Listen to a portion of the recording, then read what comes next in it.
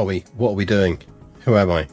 It is the 2034 season. We have just entered June. We are the revived Brawn Racing. We have two drivers. We have Elizabeth Richter, who is a very promising up-and-coming 25-year-old. Still got high dev. She may well hit... She'll easily hit rank 90. And we have in seat 2, we took the gamble this year and gave Yoko Kikuchi a race seat over Ella Newland, who'd been doing that for a while for us. She is 23. She is also developing at a frighteningly rapid pace. She started this season as a 73 rank, and she's already a 76.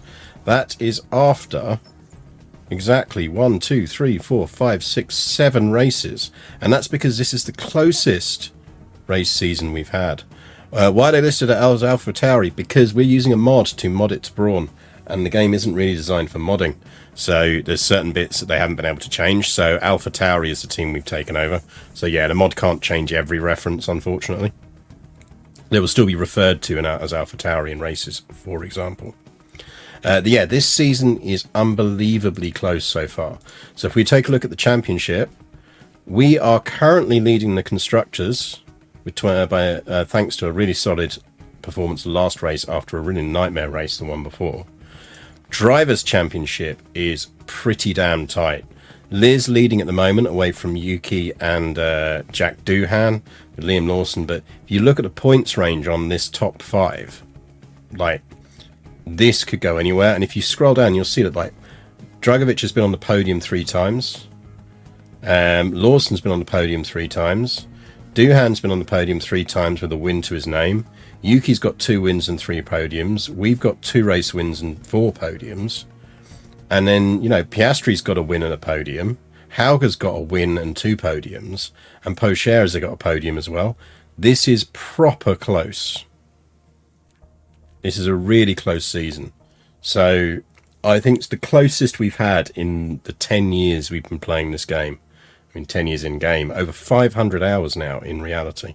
So we are next up. We are off to Miami.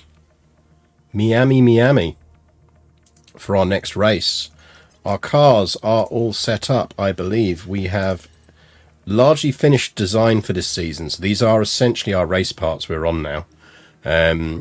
We are now pushing on research for next season, because I'm not convinced we're going to win it this season, but we'll see. And finances, we're doing okay. Let's just do a quick check on facilities to make sure everything is good. Yep. So let's head off to Miami, but let's make sure we've set up some performance targets. So we will reach Q3. It wants us to get 6th or higher. That's possible. Finish position, let's take an 8th. And we're on a finish position streak of 8th. And we've got a qualifying position streak of 8th to get. So let's, hopefully we get them.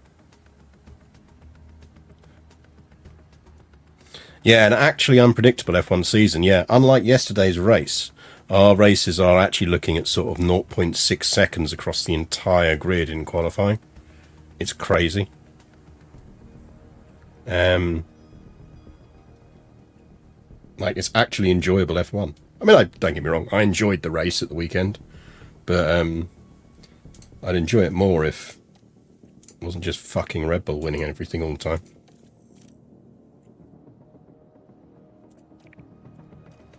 Right. Especially as I don't like Max. I mean, I don't dislike Max. He's not Schumacher level dislike. Like, he's not an arse. We touch down in Miami as F1 returns to the Magic City.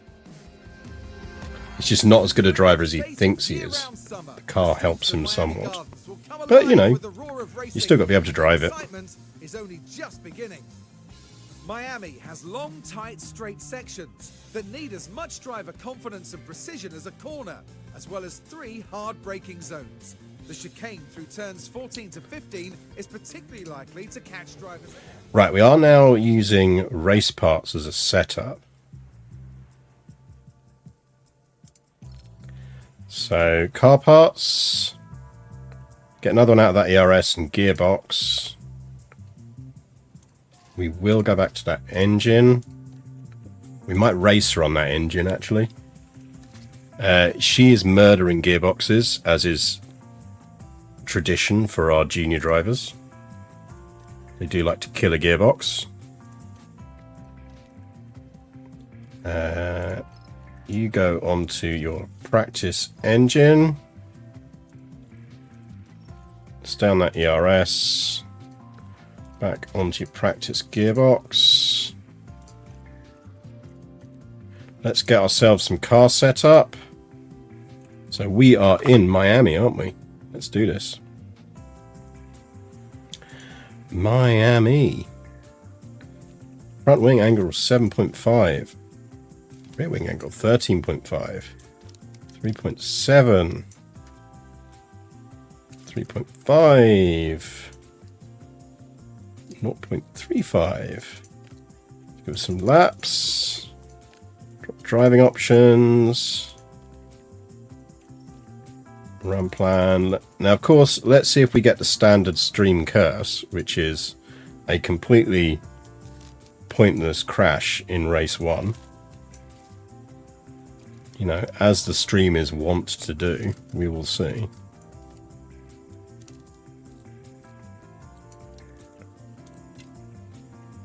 Right, that is set up.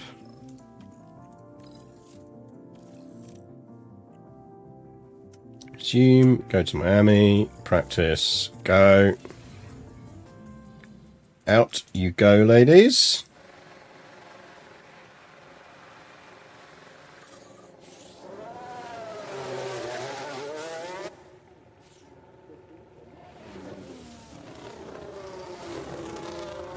I'm very glad that Mercedes doesn't mind us putting Honda across the front of the back of the car. It's very generous of them.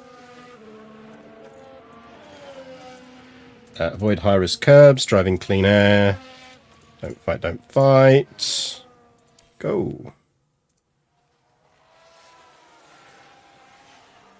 Calm Horizons, on the women's sports team, have you seen the trailer for Copa 71, documentary about the women's football team World Cup? I have not seen the trailer yet, but I have been following the production for some time. I'm very much looking forward to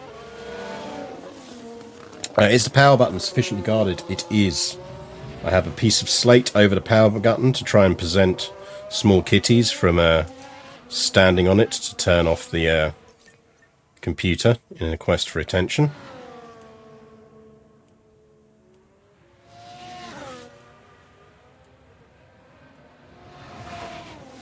Because that is very much something that Cecilia has now learned how to do. And is very inconvenient. Definitely enjoying having a slightly more oomph in the graphics card in this machine now. Like, although I do miss our kind of Crash Confetti. Crash Confetti was fun.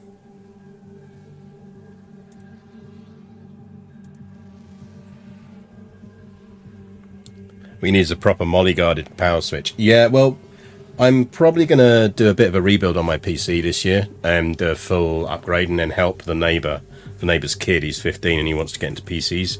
So he's keen to learn how to make them. So I will probably let him use a whole bunch of stuff from my old one, including the case, and keep a bunch of the parts while I upgrade a whole bunch of other bits. So... but yeah, when I do that, I think my next case will definitely have a side switch.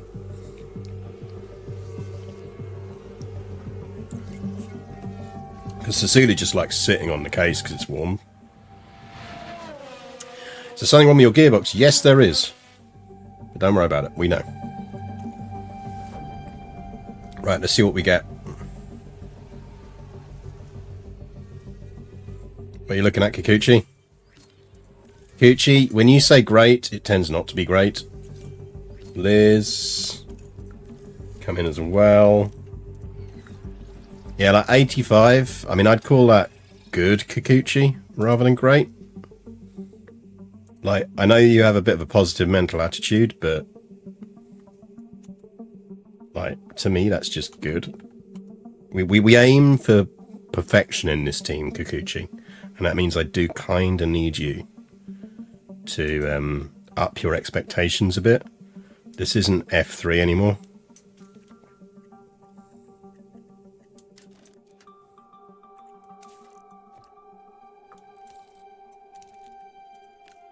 Let's try that. I'm going to hold distance.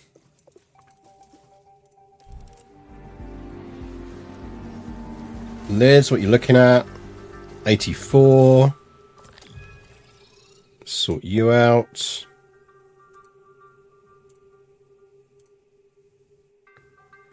So you are looking at a good, an optimal, a great, a great, and a good. So you're going up to 14, going down to 4.6. Try it 330 and 0.5. Get out there for a bunch of laps. Go.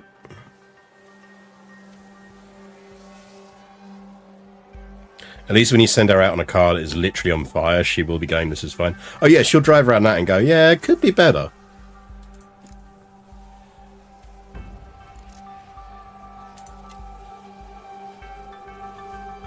Right, hopefully that locks in their setup, but we'll see.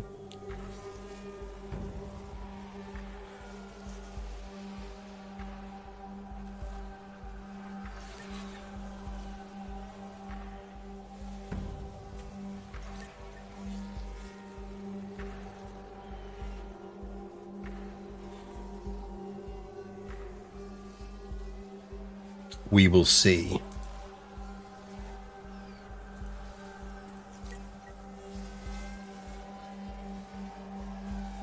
But yeah, if you've not seen it already on my various social media channels, my latest tech history column is out with Every. And this one's free. You can absolutely read this one for free. And it's all about Adam Osborne.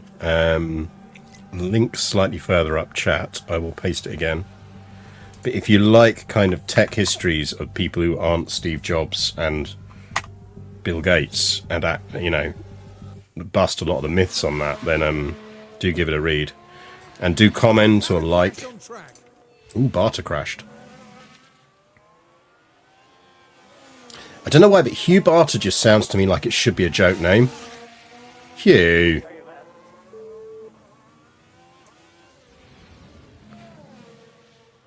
Yeah, the list of places that will pay you to write long-form pieces on forgotten tech founders is very short. So sending love and links and quote tweets and quote posts on Blue Sky and everywhere else, the way of the companies that are still doing it, definitely helps not just me, but all journalists. So yeah, do give it a go. Only if you like stuff, of course. If you read it and don't like it, then shut the fuck up. No, it's fine. You're allowed to not like it. It's fine. Yeah, next up we will be looking at Laurie Harp, who is someone I've mentioned on the stream before. She's a forgotten female tech founder. The first female tech founder to successfully IPO on the New York Stock Exchange. And I bet none of you have heard of her. Creator of the Vector 1. Vector graphic. Right, that's an optimal, which is great. Hopefully that means that... Oh, Liz. Liz, you angered your Cardassian. We'll lock it in on second practice, that's fine.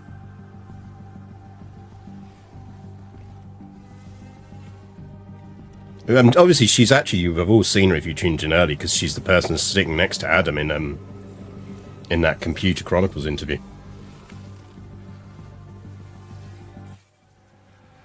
Born in 1944, grew up just outside Dusseldorf, living in essentially a wrecked manor house. Before essentially doing an exchange trip to the US when she was 18 and deciding that the swinging 60s were so fun that she was not going to leave, and bummed around the country as an illegal immigrant and worker for about a year before settling in Silicon Valley and marrying someone there. And then founded a tech firm. Worth £32 million in 1981 money. Right.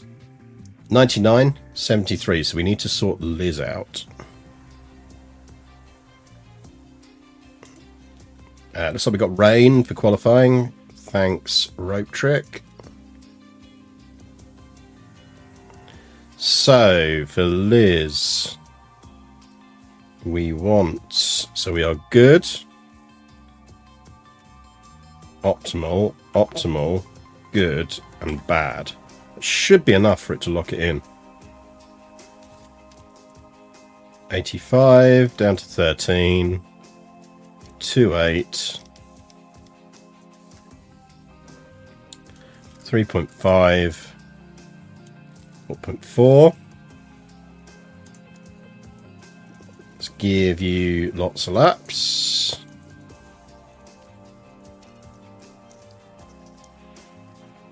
And you can run for lots of laps because you're optimal. So her driver prep, we want to be in the 85 range. So we'll give it as practice.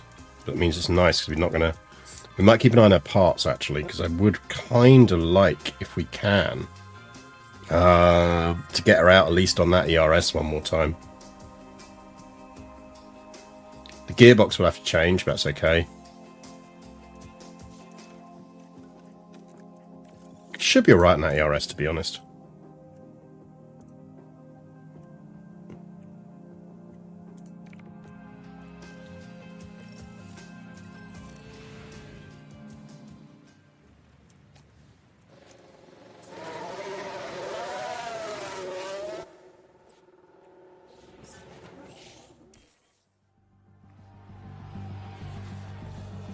Off you go, ladies. Do your thing. Don't fight on the track. We're all friends here.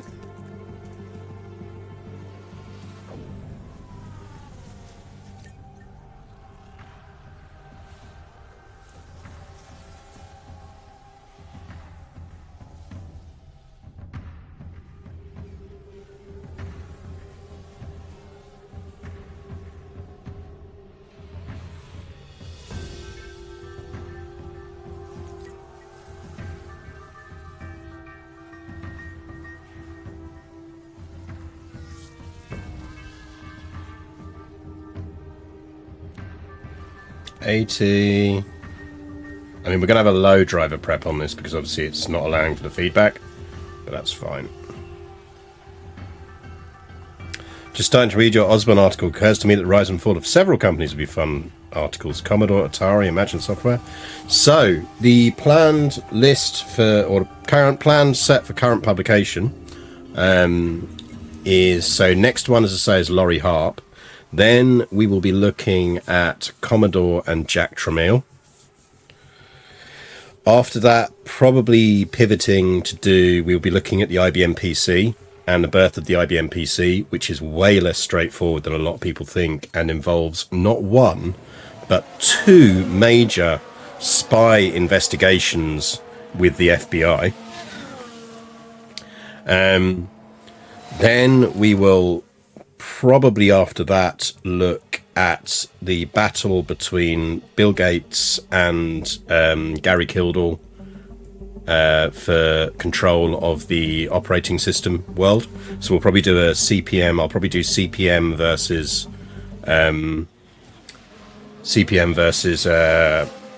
MS-DOS.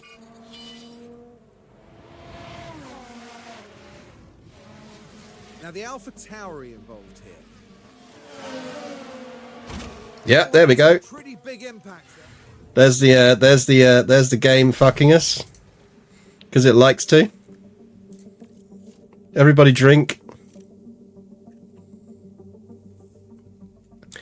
And then yeah, after that I'll either, depending on if they still recommission the column. Basically they've commissioned me for 7 pieces, I think. If they recommission, we'll then probably, I might either jump forward a bit and look at some tech, some internet stuff, some early internet stuff. Or yeah, maybe jump further back and look at the semiconductor wars. So yeah, Fairchild Semiconductor be on that list. And yeah, things like software companies. So yeah, Imagine Software and a few others. Turning this into a drinking game, I'm not sure my liver's going to be happy. Yeah. At least we know the setups are right.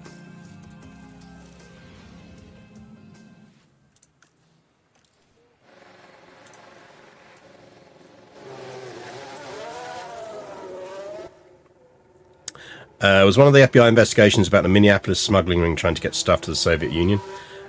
No. If you count that one, it's 3.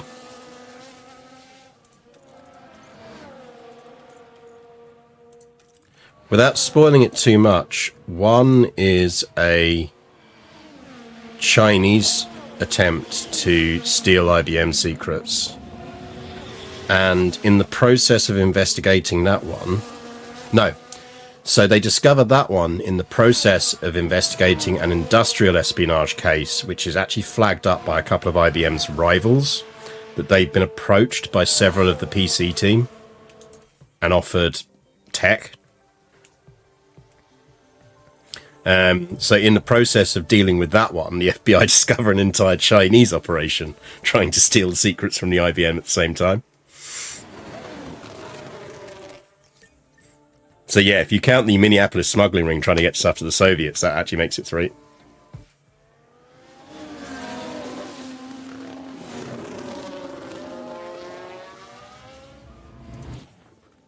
But this is the kind of stuff, like, you know, the stuff that people don't know about. We'll definitely be covering the Amiga. The Amiga remains my favourite computer of all time. So we will be talking about how Commodore killed the Amiga. And they did kill the Amiga. Just the company was so badly run. Might get to do consoles, we'll see. But ultimately, this is all dependent on FBI turn around and go, is anyone not smuggling tech here? It was pretty much like that at one point. Like, it was essentially like, could anyone who's not spying for someone just, like, put their hand up? It's easier if we do it this way around.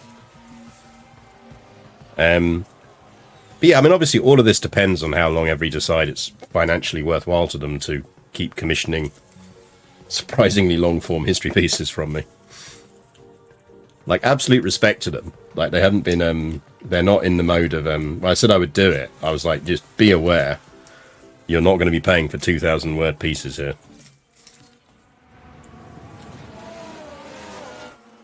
So yeah, do spread the word, especially on LinkedIn. Because they are ultimately a business newsletter. So turning around and posting that link on LinkedIn with nice words about how it's helping you understand business and tech to everyone's favourite narcissistic social network like LinkedIn, because LinkedIn is even more narcissistic than Twitter, would genuinely be useful. The weird thing about consoles is how you never hear named Sega these days. Yeah, the fall of Sega is one I'd love to do. I'd love to do something on the it's not really the Dreamcast that kills it. Everyone assumes it's a Dreamcast. It's not. The Dreamcast was too little too late. It's actually the Mega CD. It's what they do in the dying days of Mega Drive that really kills the company. They just throw out so many new peripherals that they essentially screw their own map market on the Saturn. And they actually just piss off all the development houses. And then by the time they realise all of that and try and sort it out with the Dreamcast, it's too late.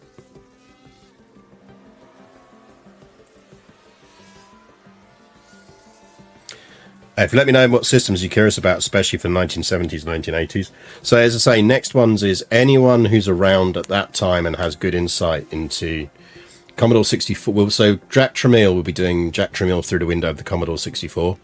For Laurie Harp, we'll be doing that through the window of the Vector 1, which is the machine her company launched. So anyone who's did anything with Vector Group, definitely. And after that, we'll be looking at, as I say, the IBM PC, so that first IBM PC, and then probably the Commodore Amiga. So yeah, anyone who has connections to people who were doing shit in the 1970s and 80s in the industry is useful, because we're into the point where a lot of those people are still alive, but they just don't generally get a chance to talk about it, because all anyone ever wants to talk about is Steve Jobs or whatever else. So I think it'd be good to have kind of things like that pushed out there.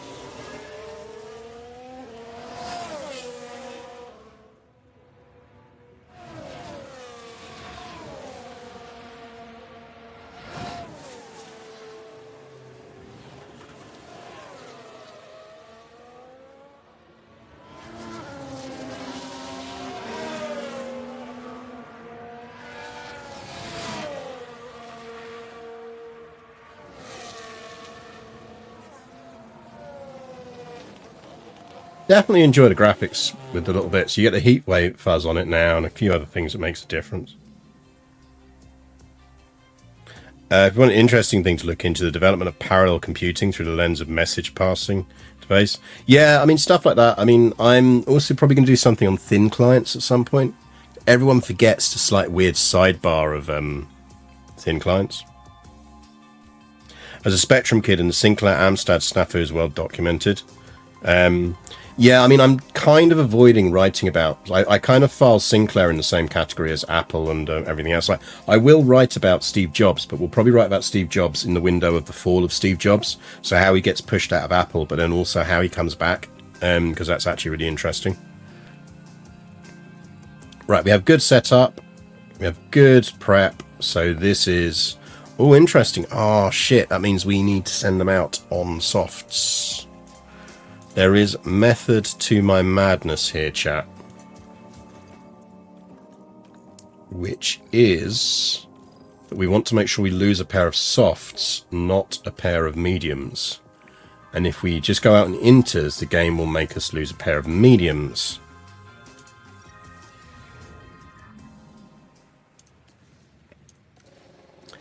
So Clive is still remembered. Yeah, stick to lesson. Like, I might do stuff on the other Cambridge companies at some point, but yeah, it's mostly just I want to do the stuff that isn't sort of, and I don't mean this in a nasty way, but like meme history.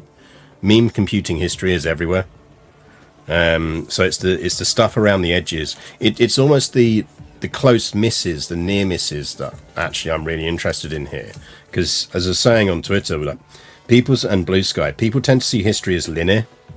They look back and assume that everything that was going to happen happened. And one of the things you're trained as a historian is to really overcome that and start to see history as this mesh.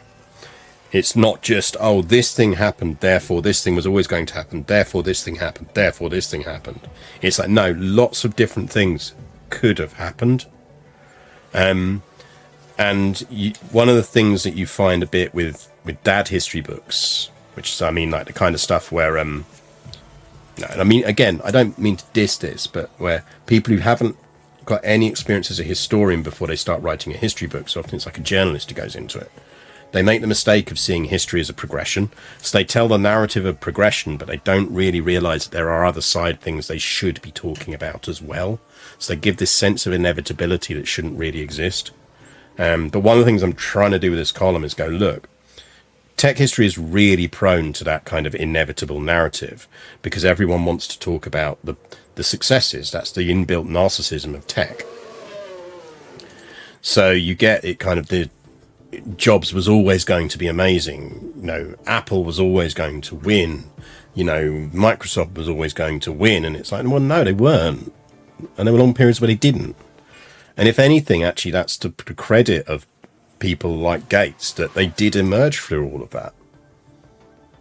You know, whatever way you cut it, Gates was an absolute shit. But by being a shit is how he put Microsoft Windows where it is, how he got DOS on there. You know. Sembrano and Saxton. Oh, yeah, good shout. Yeah. Just look at the browser wars. Yeah. The problem though, the rope trick is you've got to find enough stuff where you can write about. Now, one of the things I'm quite lucky with, but I'm always on the hunt for, is find me old books, people. Like old books, old magazines, all of that kind of stuff is critical. Like if you go back and read loads of old issues of Info World or Byte, you get a completely different perspective on the computer age to what you get from reading books. You will find all these machines being talked about that you've never heard of, all of those kind of things, but all of that stuff just doesn't get preserved. What you end up with is Microsoft's corporate archive or Apple's corporate archive, but you haven't got Osborne's corporate archive because it doesn't exist. You know, so we fall back on these narratives.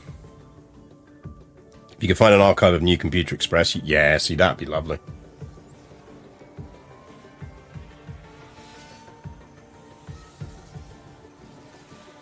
But it's things like, for example, like Gary Kildall, so the creator of CPM. He actually wrote an autobiography. He just never published it. He only ever had 5 copies printed. And it was when he was really in his dark days towards the end of his life. But I've got a copy. Like, someone who was a member of his family gave me their copy.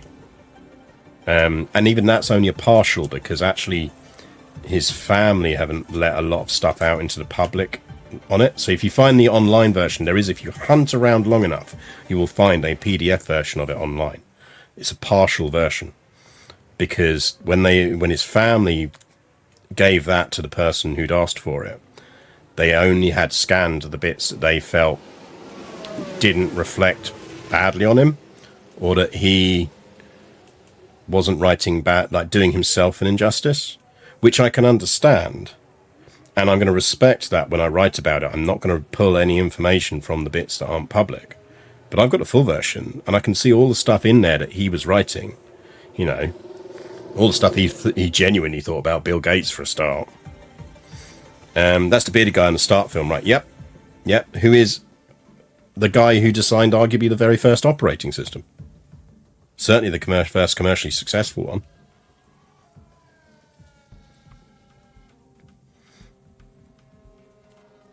But yeah, anyway, back to racing. But yeah, like, as you can tell, I get very passionate about tech history. It's an unexplored subject outside of broness. And I'd quite like it to be less bro. There's lots of good non-bro stories you can tell in tech history that no one ever does.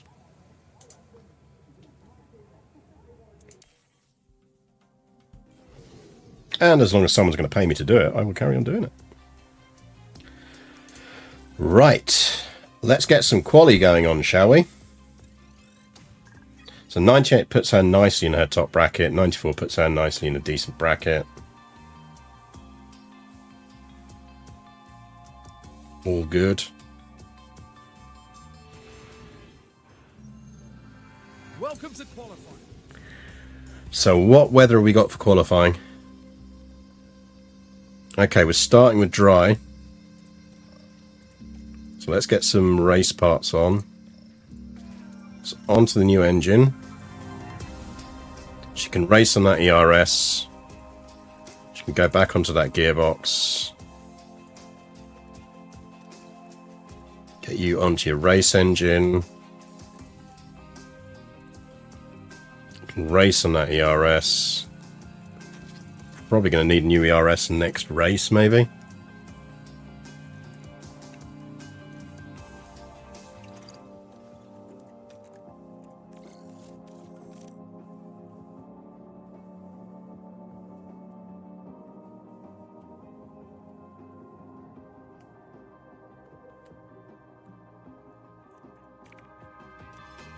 Theresa Mornay came to long time iconic editor to the best and last surviving Spectrum magazine. Didn't know that. I'll have to look into it. Especially female figures get written out of tech history so easily. Yeah, we got rain in a few minutes, so we need to get out now. Yeah, everyone's coming out. Right, Liz got out first. That's good. So she's going to get a clean lap. Kikuchi should get a cleanish lap, because Lawson's fast.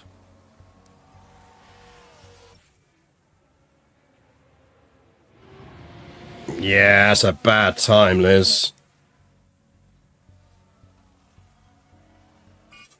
Oh, Liz, what are you doing?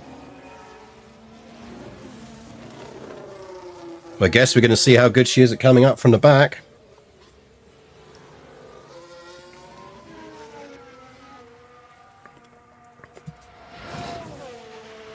That does remain one of Liz's weaknesses. For whatever reason, she does occasionally throw in an absolute shitter of a qualifying lap. Well, Kikuchi, it's all on you for getting us that 8th place qualifying.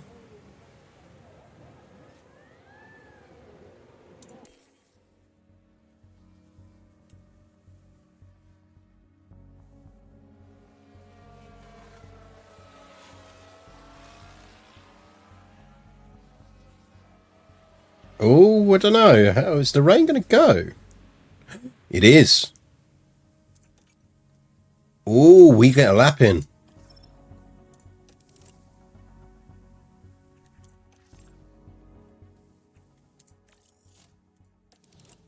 Do we send Kikuchi out again? She's probably going to be okay.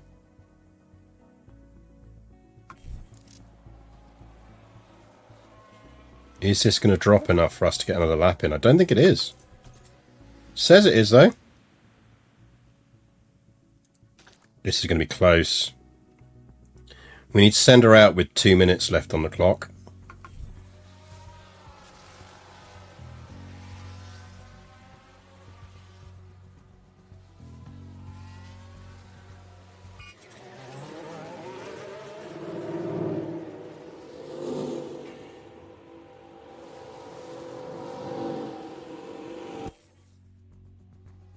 That's the gap.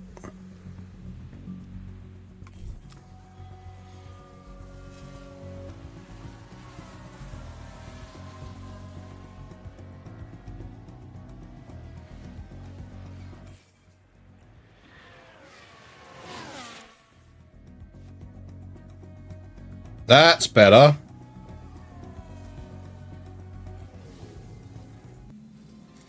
Oof. Drama in Q1. Does mean we had to burn a set of softs, though.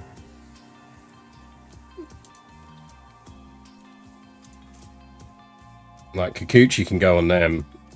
There's no way Liz can... maybe.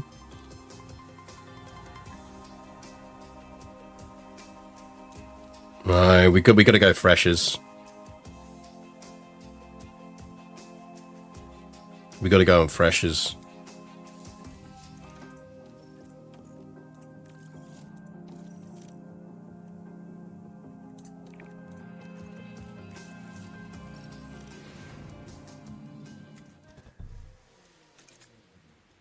Yeah, that this is rain all the way through.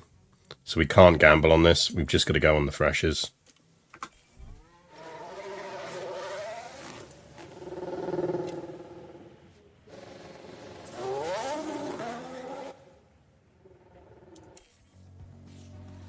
Good news is everyone should come out.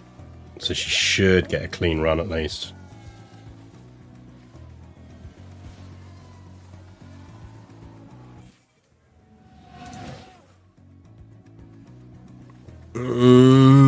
Should get through on that. Kikuchi might not. Kikuchi should get through.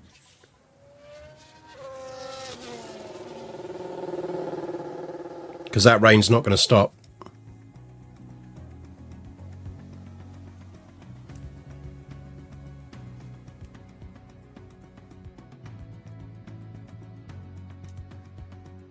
She should be alright.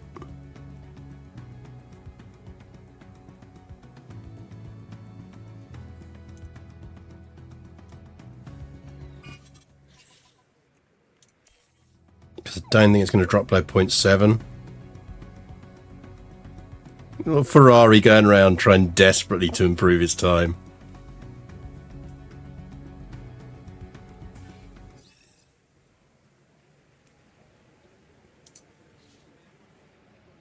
Bless him.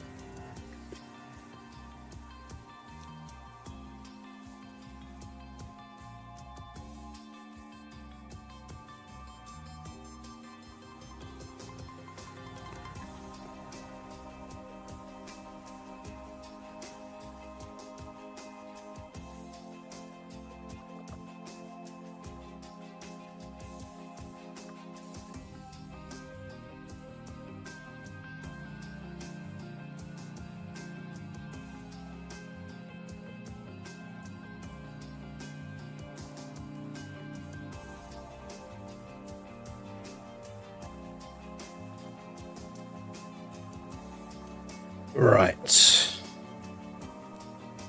Oh, wets. Okay. Jesus. This is anyone's game then.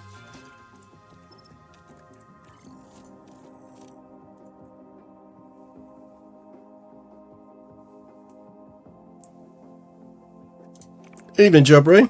Hope you're good. Now, is this really wets? Ooh, looks like it might be. No. I mean, we'll go out and set a lap just in case it's red flagged, but that's finishing on inters, that is.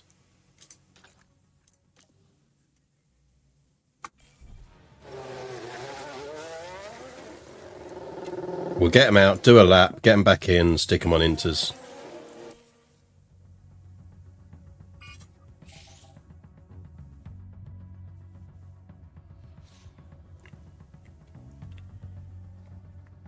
With any like Hadja could come out and slam himself into a wall and red flag the entire session.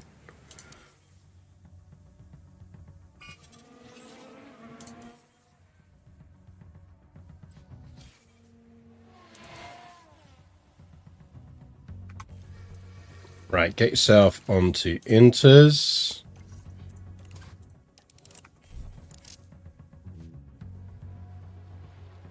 So everyone's starting to do an inters lap now. 138. Right, we kind of want to go out because you want a little bit of grip left in the... a little bit of damp left on the track so they don't overheat.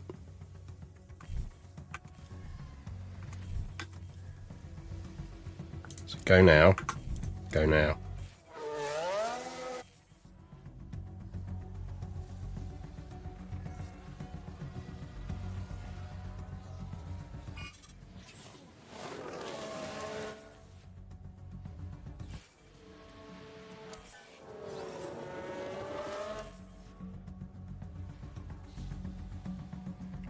Yeah. They were unlucky there. That was all about getting caught behind people on corners.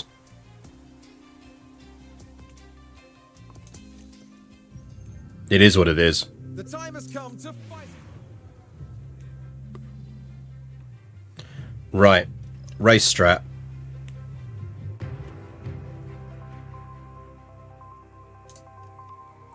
Trial race.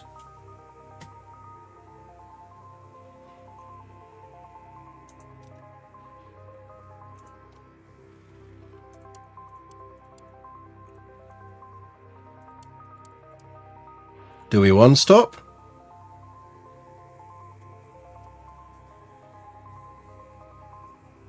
I feel like we do with Liz.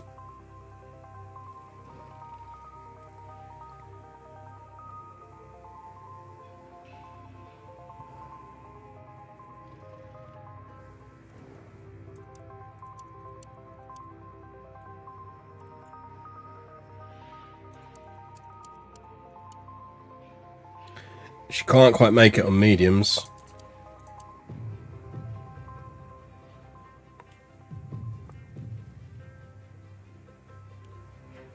Or do we absolutely rag a pair of mediums?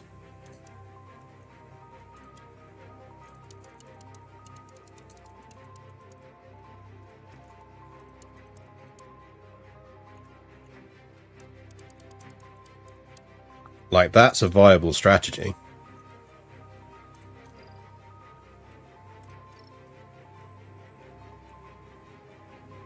Especially as if there's any kind of virtual safety car after about that point, we can put her in and just get her straight onto some mediums.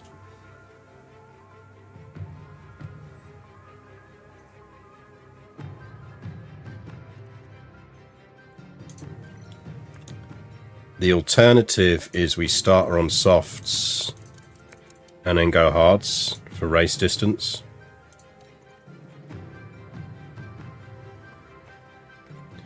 Which is allegedly not faster than doing that.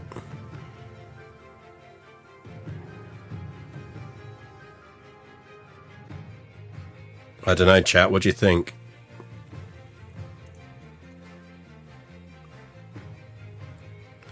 I feel like with Kikuchi we play a bit safe and go medium hards. we just want to get in points.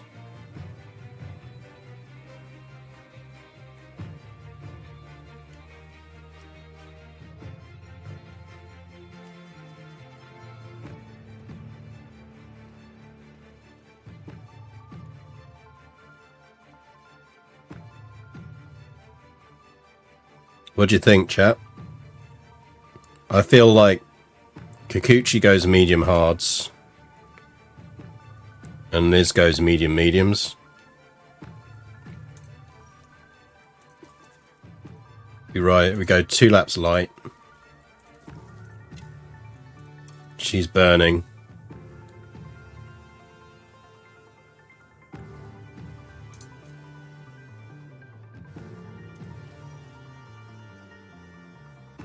I mean, Kikuchi can actually burn on... No, let's not. Let's just play us safe on start.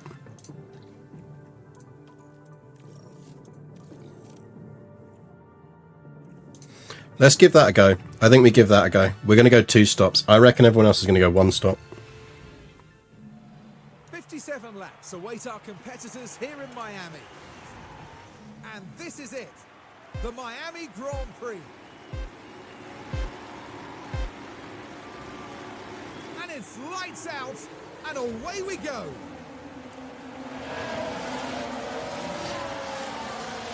No sign yet. No one's on hards. Someone's out.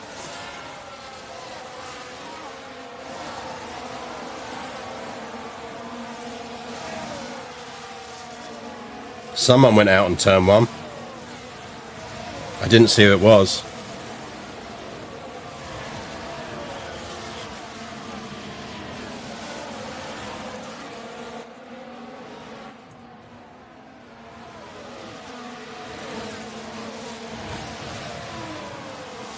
Real mix of strategies here. Must have been Hauger, I assume, given he's running in last.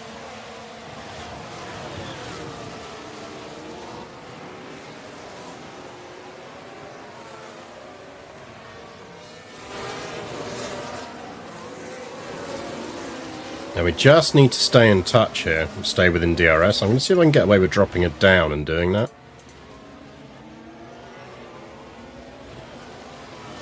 Like, if she starts dropping back to 0.7, we'll change it up. There's no point burning a ton of tyre if she's actually not losing out for it.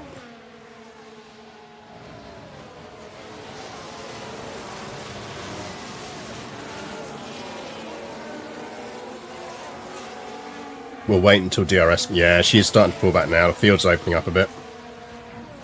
Go. Need her to not drop out of DRS range.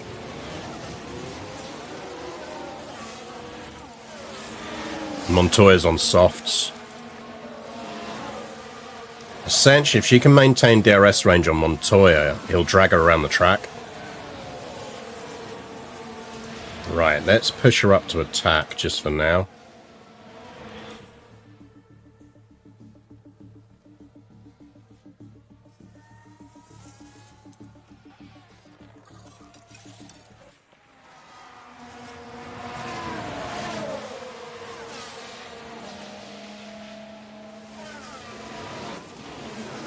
Come on, Liz.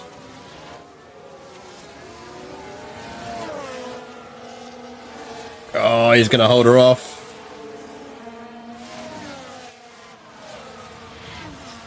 That must be Flo.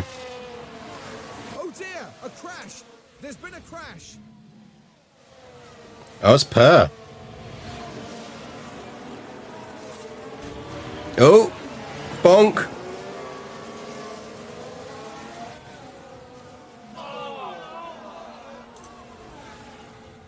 That's going to be side pod damage.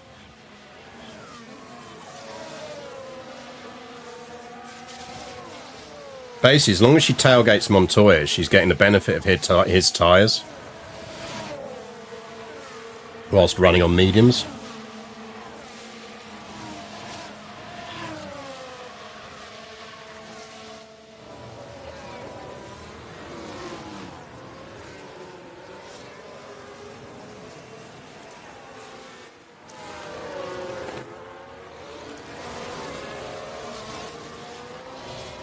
Higher quality confetti, exactly.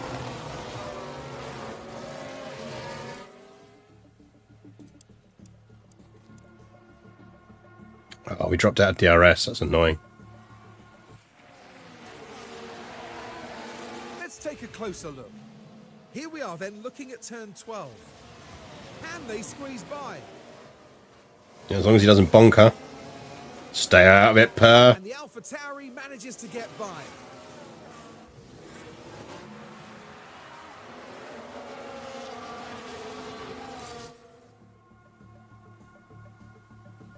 Back in DRS, that's good. Here's the replay. Now the Alpha Tauri involved here. There's the opening.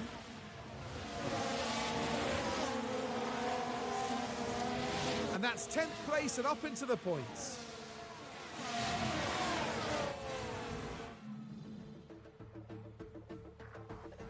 So this is what happened.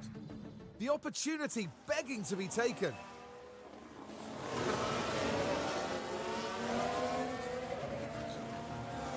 Just don't crash, Kikuchi.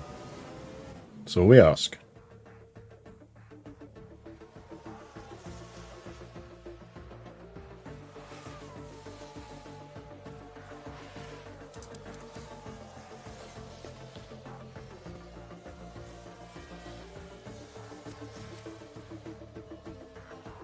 So they're dragging us around at the moment, which is good.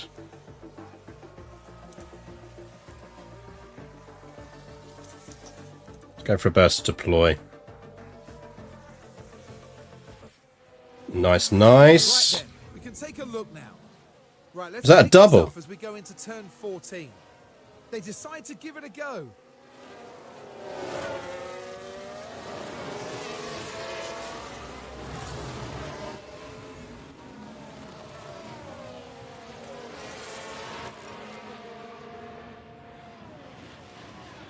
Hold him off, Liz. Good work.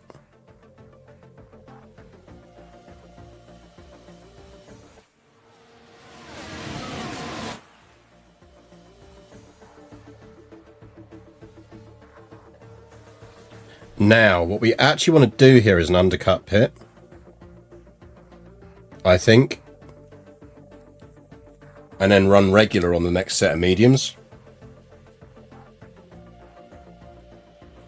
Because everyone is about to have to pit. They're either going to pit for one set of hards and go to distance, which is what they're probably going to do. So if we can pit now onto our second set of mediums, we'll be out there on mediums before everyone else pits, which should get us into the lead on that, which allows us to build up enough gap to be able to pit onto the softs.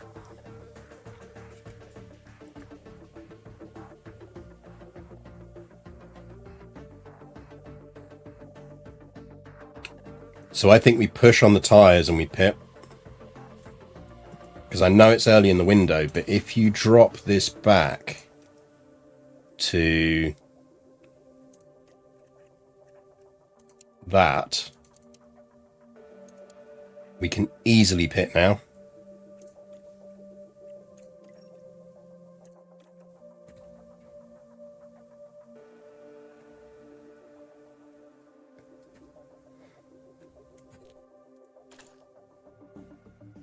Basically, post share stays out.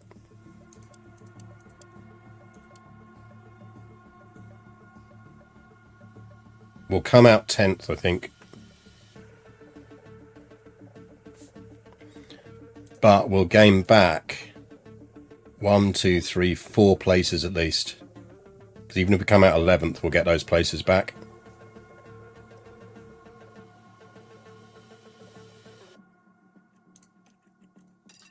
So I think we attack and we pit.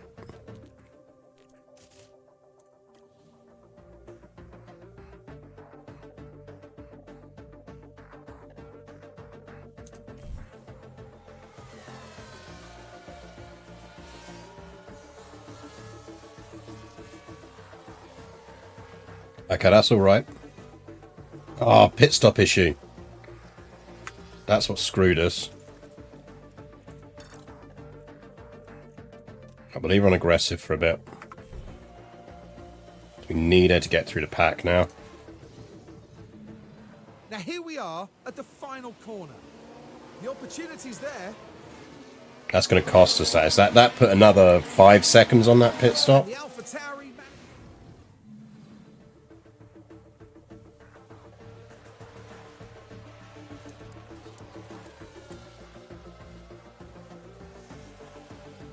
How did she lose 2 positions? She must have failed at an overtake and got knocked back. Yeah, this might screw us now. Oh well, it was worth a gamble. Crawford spin, nice.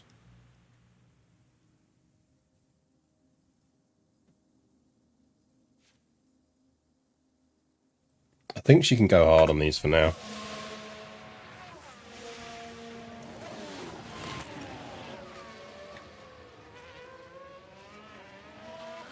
Kikuchi is next lap pitting.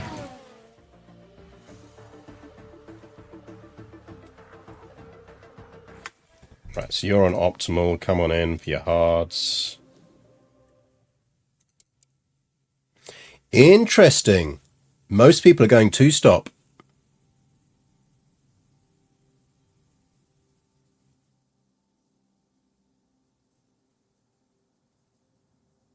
Interesting. I thought everyone would go long.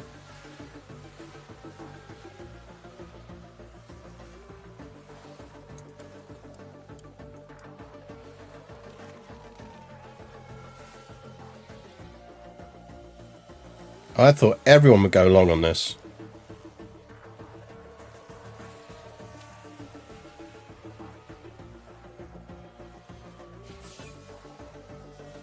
I need to keep burning these tyres, that's the annoying thing. Because we can't burn the softs.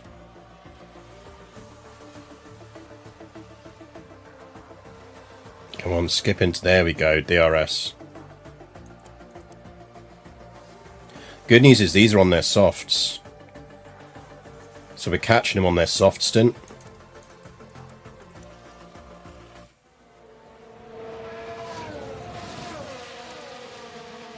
I'm going to drop you back to that and deploy.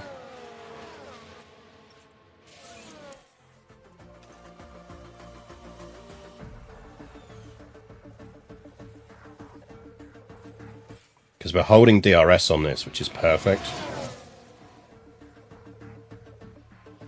Ooh, dropped out of DRS there, but we should get it back. We'll get it off of Haddock. Agile, rather.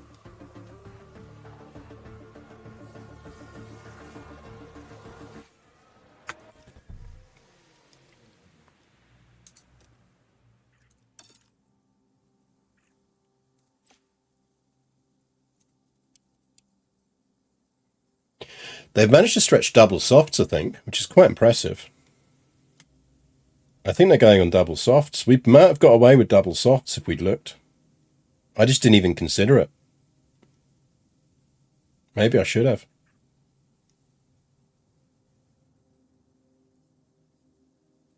Clearly I should have.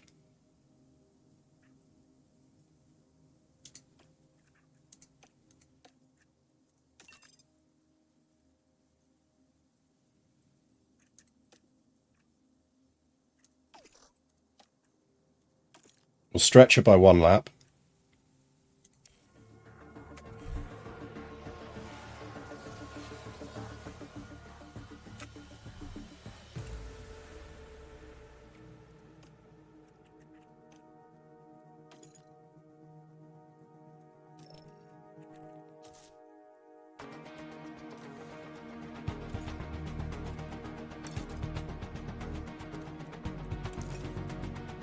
Basis chance to get some fuel back as well.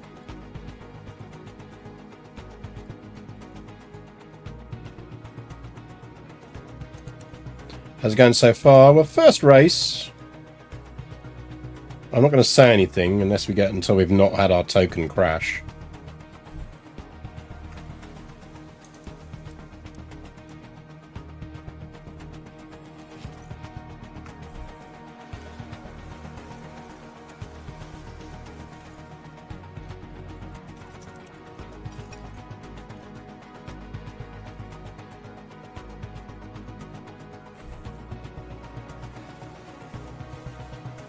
Okay, that's alright. Out in 8th. We can deal with that.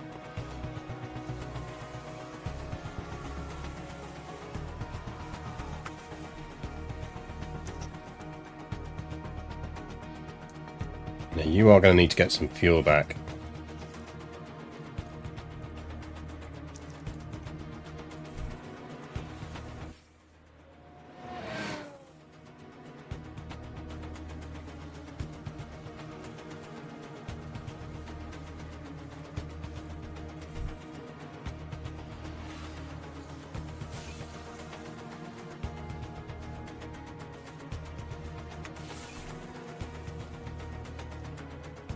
Right.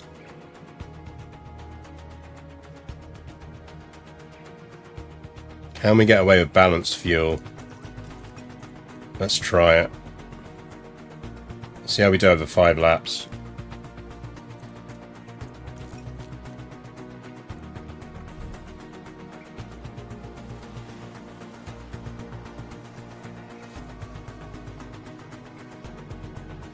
Yeah, I think we got the strategy slightly wrong here. We could have gone with double softs.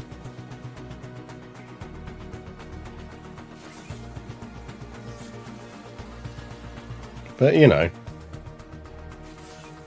Hindsight is 20/20, right? Yeah, we can't get away with that.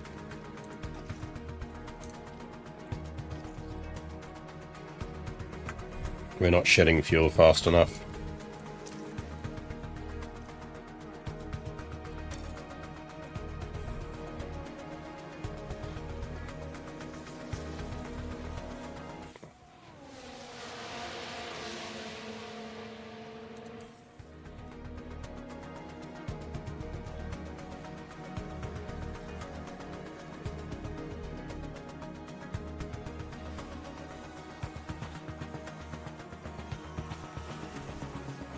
She's curving okay on that.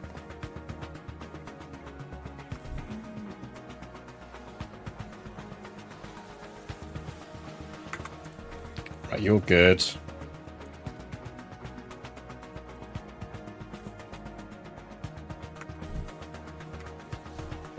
You're absolutely good now.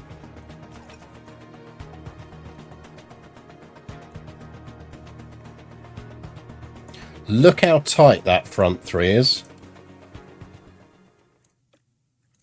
We're going to back her off on pace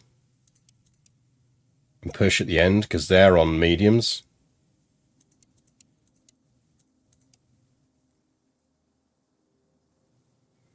I think we can get a podium with a last lap push or a last 2 lap push.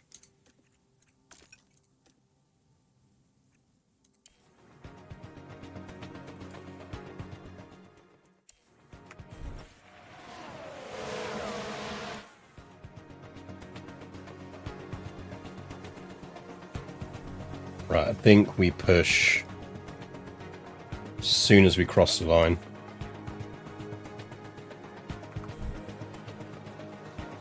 Right, go.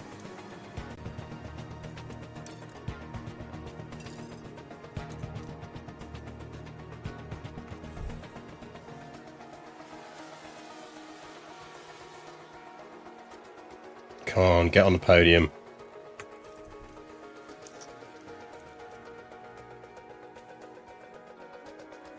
Seen your post about Tribes 3. Yeah, I remember the original Tribes. I loved the original Tribes. Such a good game. Go on, Liz, you can take him.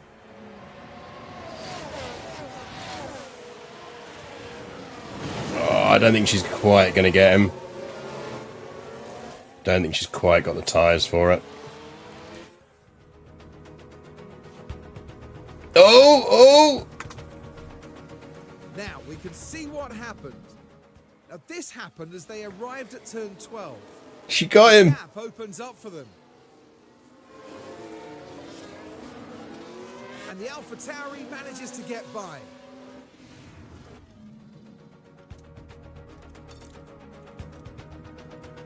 She won't get second, but that'll do. Wasn't Tribe supposed to be the side game to Star Siege? Yep. Star Siege is a fucking brilliant game. I would absolutely love a Star Siege revival.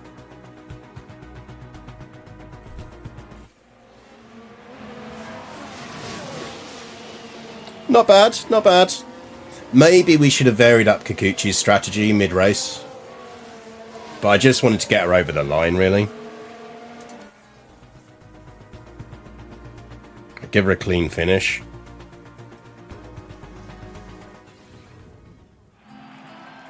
And now with the race done, we can see Logan Sargent there. Yeah, and in the end, it was a finish in P6, which will bring in a few points.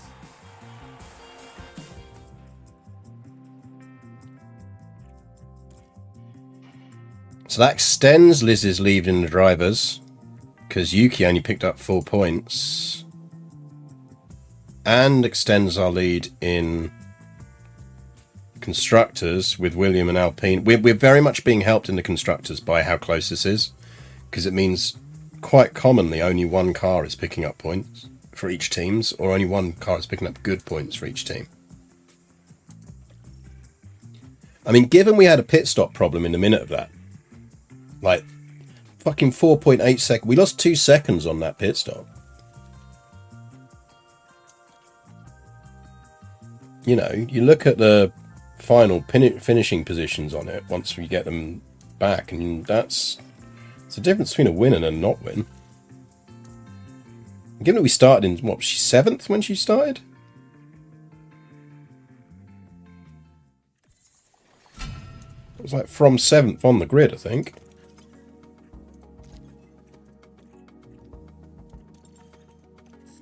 Everything's good. Everything's good. Everything's good. Oh, Jesus, yeah. Money some parts changing there, Kikuchi. Cool. How are we looking? Right, we should have new... We will have new chassis in time for Qatar. That's good. We'll have at least one. So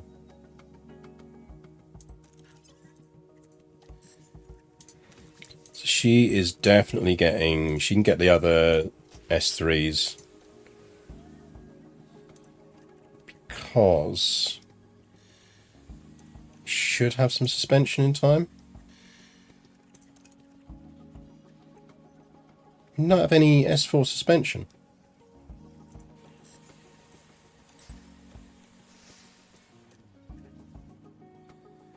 We've not built any S4 suspension. What the fuck are we doing?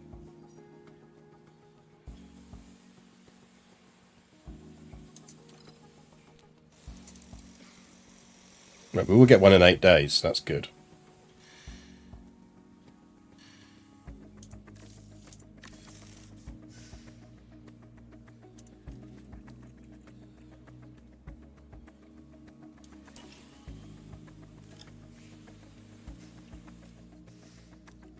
Fuck off. He's been lighting cigarettes in my design center. If you want LAN party stuff, you want to look up Merritt's new book. Hang on, let me find you a link to Merritt's new book. Merritt, why aren't you pinning you a post about your new book? Why am I having to scroll through your whole feed, Merritt?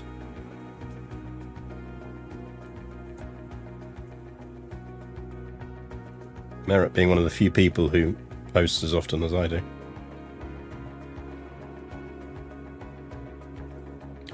And there's also a new Jeff Minter documentary out for people who are into that kind of thing, which is well worth a look. You can find it on Steam.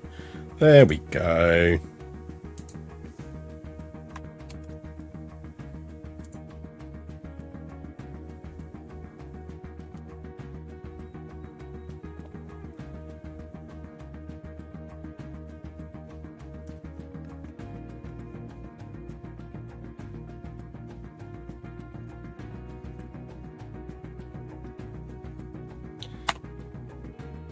There you go, link to Merritt's book.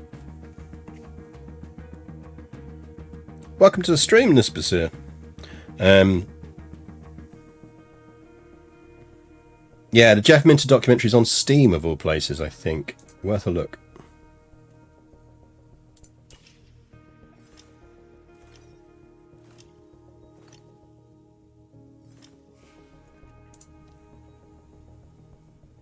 Cause of the issue was found, yeah. Fucking staff smoking out back when they shouldn't be. Stop doing it, staff.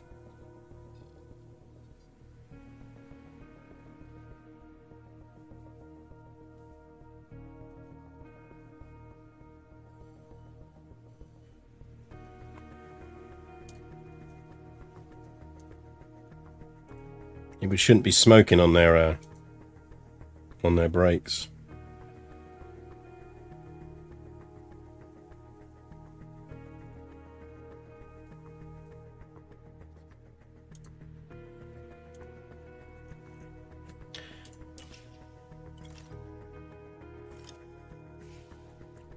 Right. Performance targets. So reach Q2 is our guaranteed one. I think qualifying position we stick to our 8th. Like, we could be braver, but I just think it gets us good things. We're not going to go for fastest lap. So qualifying position streak. Right, we're going to go for a race 1 of 3. And we'll go 8th, so that's fine. That's all good. Save, save, save.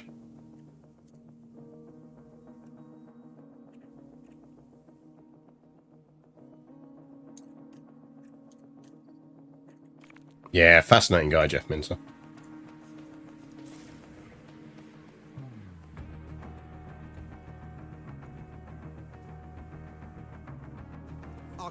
Age of Empires is an absolute classic. We used to play that over serial cable, linking 2 machines up. Same with Civilization Call to Power. Used to play that linked over serial cable.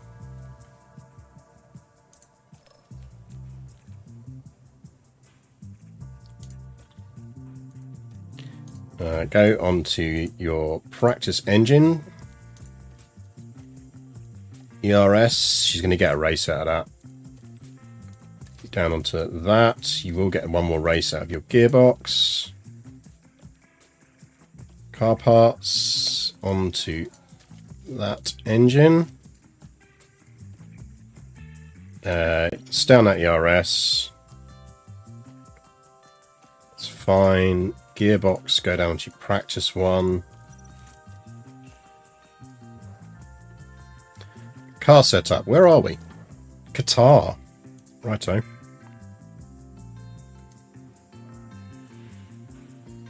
We are in Qatar.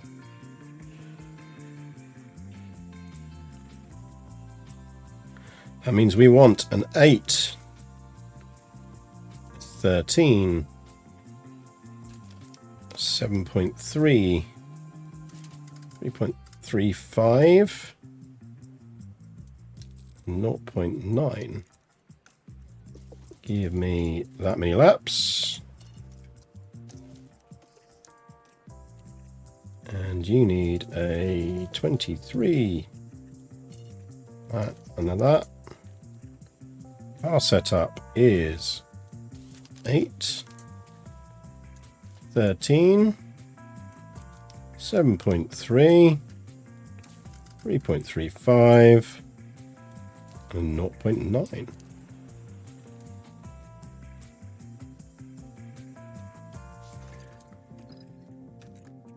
I used to take home, we had like a top-end portable projector at work. And I used to take that home because I was like, my flat I was living in London in the time, up on Hoxton Street, was the second floor of an old pub converted. So we had these huge high ceilings and just plain white walls. So we just get everyone round and then use the projector to do just like huge full walls, split 4-way Halo, 4-way Mario Kart, that kind of stuff. Loads of fun.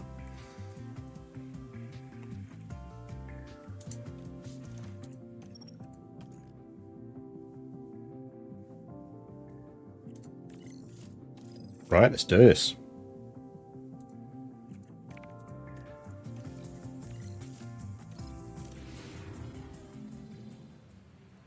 There you go. Probably don't need those tire warmers. We are in Qatar.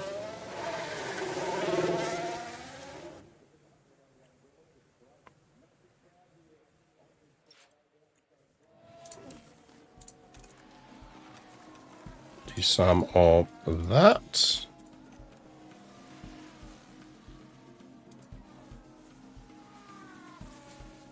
Civilization 2 was really one of my intros to gaming, really.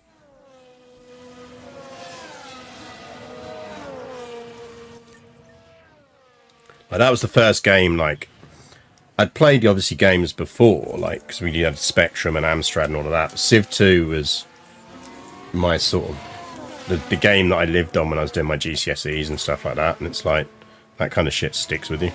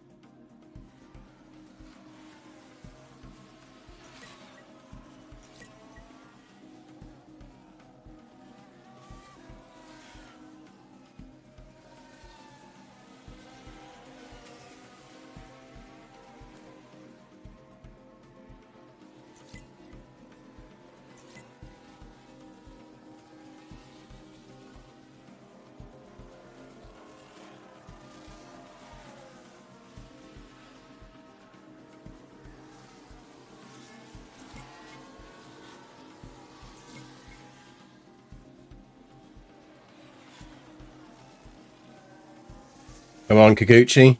Don't let me guess, it's great. You're gonna tell me it's great, aren't you?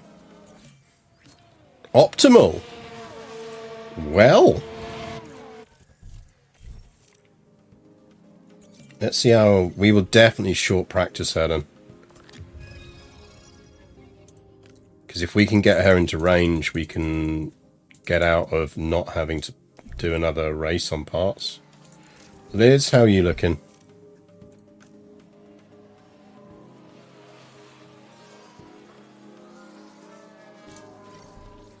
Yeah, not gonna. No, Liz, you need to be better.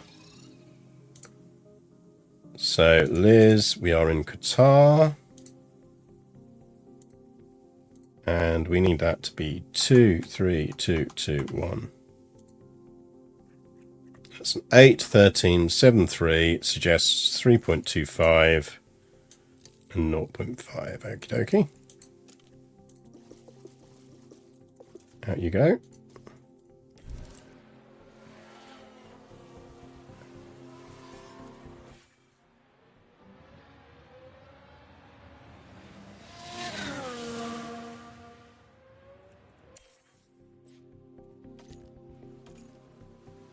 Fine on tyres.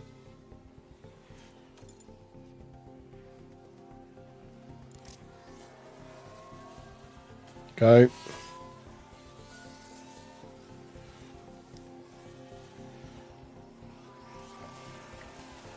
Total Annihilation. Great game. Sequels never lived up to it. They never managed to make a sequel that really lived up to the original.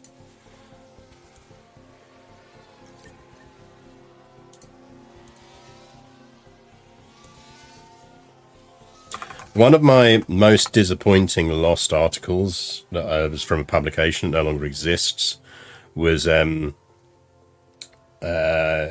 essentially a complete history of Dune 2 and the RTS genre. So it's like basically going through of like how Westwood Studios came about and then went into Red Alert and how then the whole genre just died off. One of the pieces I wish I still had access to, but don't, which is a shame. Like, if I could go back time and retrieve one of my lost articles, it would absolutely be that one.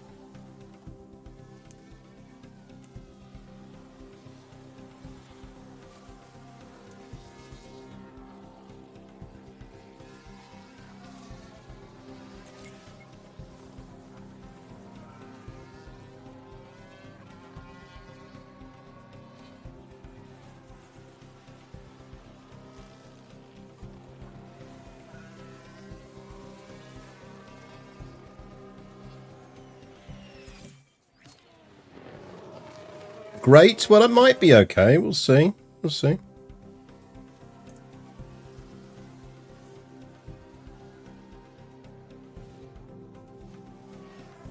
Defcon. Defcon was a great game. Well, Dune 2, then Dune 2000, which is massively underrated. Like, Dune 2000 essentially took Dune 2 and updated it into kind of Red Alert 2 things, and everyone went, well, it doesn't add anything to the genre. You go, well, yeah, it's not meant to. It's meant to just basically be a much better version of Dune 2. Yeah, I played Defcon. Loved Defcon. Loads of fun.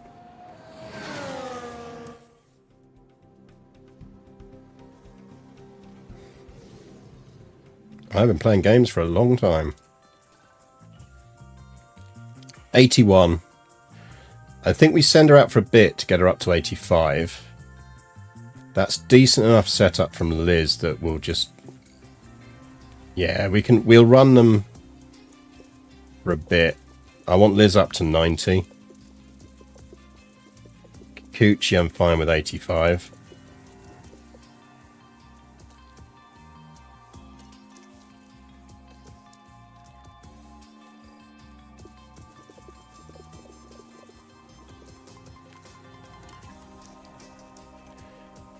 But I think the setup on that's fine.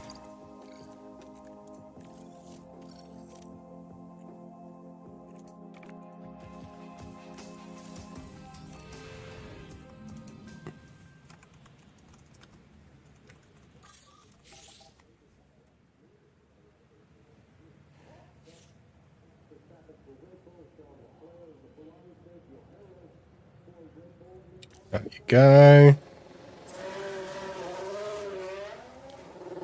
Out you go.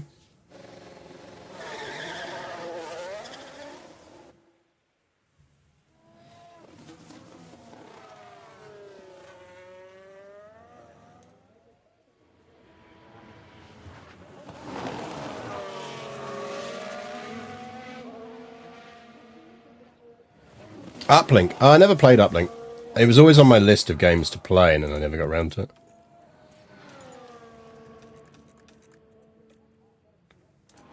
I might have played it, but if I did, I only played it a little bit. I didn't play it a lot. Probably one of the games I pirated to try. Gave it a bit of a play, but then what I tended to do was I'd often back then pirate a game, and if I really liked it, I'd then go out and buy it. But if I was only going to play it for like 2-3 hours, I'd be like, yeah, no, I'm done with this.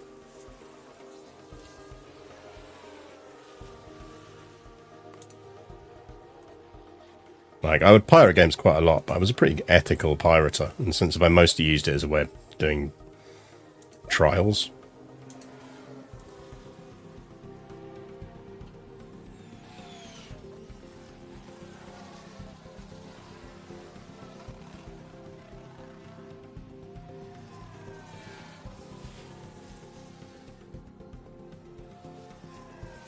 Right, how are you looking? 83, 82... 84.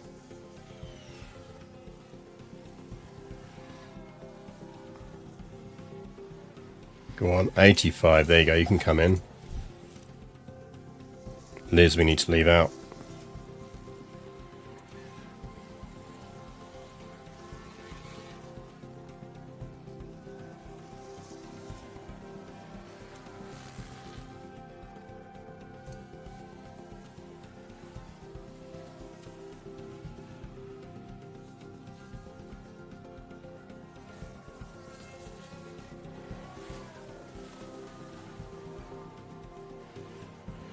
How you looking, Liz? 86, getting there.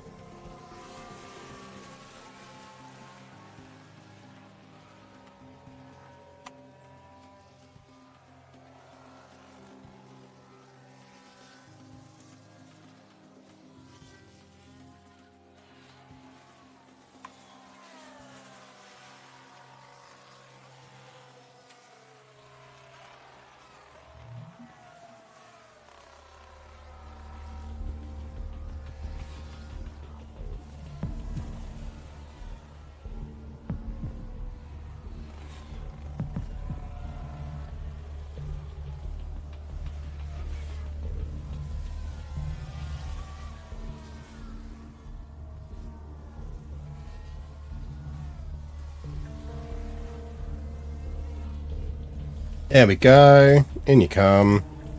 Job done.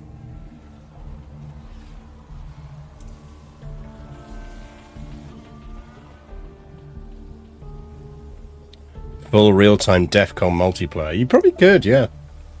Stick it on the Discord. Someone will be up for it.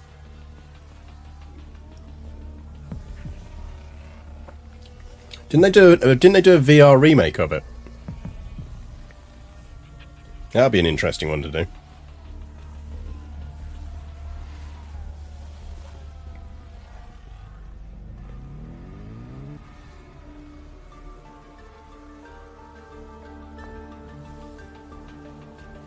Monty, what are you running wide for?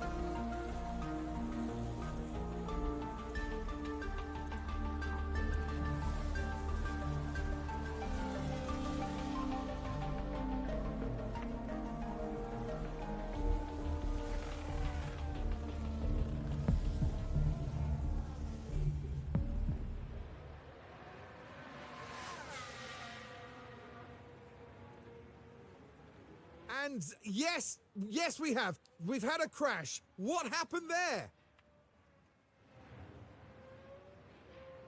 What did happen there? I guess we'll never know. Imagine crashing with 0 left on the clock. Your garage team are going to be so fucking stewing about that. Like, he must have been like 3 turns from the end, surely. Just took his eye off the board at the last minute.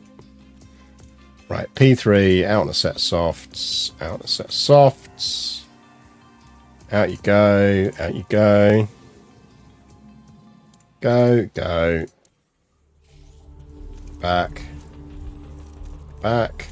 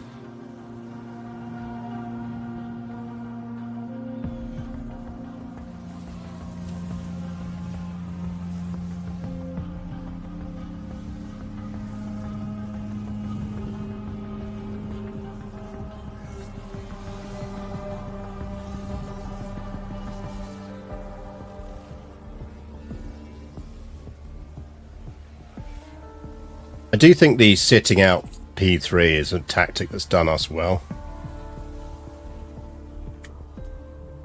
Why do I send them out for a lap? Okay, so the reason I send them out for a lap is because if I don't send them out, they're still going to lose a set of tyres. But the game defaults to assuming that if you didn't send them out, it's going to take back a set of mediums. And I generally prefer to have 2 sets of mediums for the race rather than an extra set of softs, because I find 2 sets of mediums actually gives me more flexibility and is more likely to give me optimal and interesting 2-stop strategies. So basically, by sending them out for a single lap on a pair of softs, I essentially ensure that that set of softs is the set of tyres that's going to be returned at the end of practice, not a set of mediums.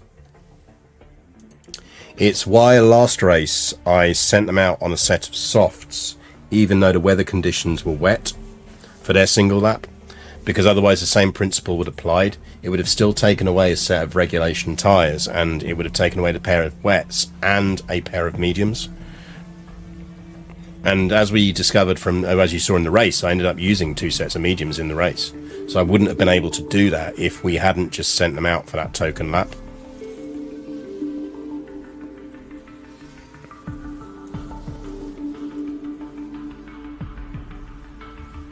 Now, in an ideal world, what you'd actually do is the game would give you some kind of pop-up that would say, like, oh, you didn't go out for a lap. What set of tyres do you want to return?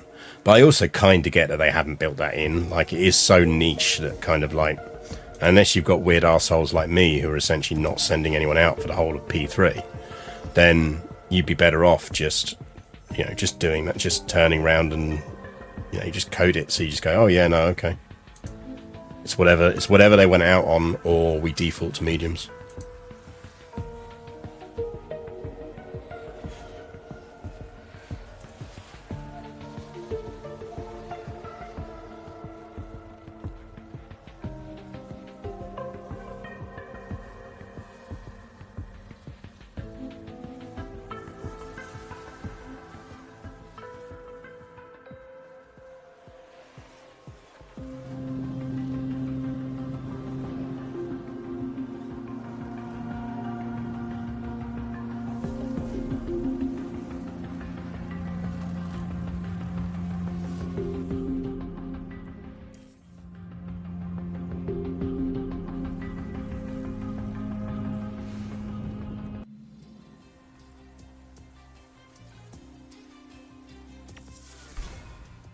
Yeah, that. Oh, we just didn't quite squeak her into the top bracket. That's worth remembering for next time. We kind of need like 93 with her. Chat, your job in future is to remind me that we need to get Liz to 93, not 91, because I will forget that. Our weekend continues. Right. So, race engine. Race gearbox.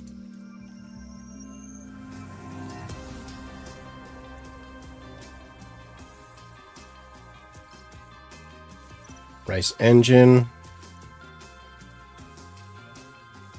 Race gearbox. You can get a bar on that ERS. She'll probably get a duff ERS during the race, but it's fine. Liz, we're going to go new ERS because we are going to buy her an ERS.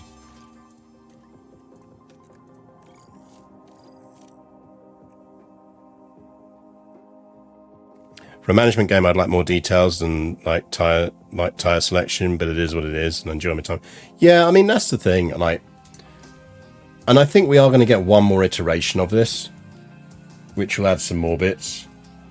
What I would really like to see from them, frankly, is making, if they do one more iteration of this, make it so that mods are easier to do, or at least it's officially moddable.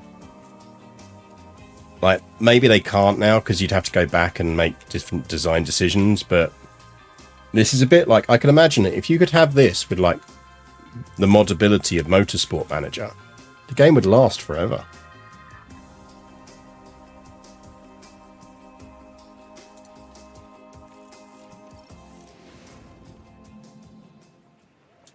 Go. Rubber's normal and grip's high, so we might as well just YOLO it and get them out. Nobody come out, nobody come out. It should be alright there, I think. So 1, 2, 2. Kikuchi might need to go out again. I think Liz will be okay. I'm not liking that. I'm not liking that. Go. Go. Right, that's a clean run for Liz.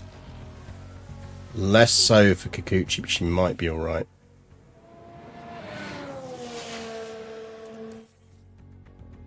Oh, Jesus. Go Kikuchi. Liz might not make it through this, you know. That's 2 bad laps from her. Send her out again, because we're not burning these tyres again. Go.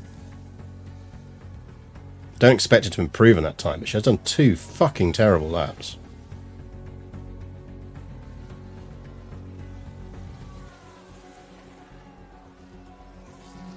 Oh, she's through then, that's the main thing.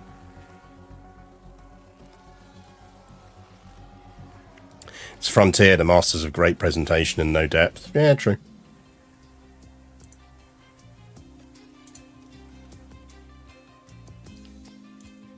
Right, well, they're on fresh softs, so...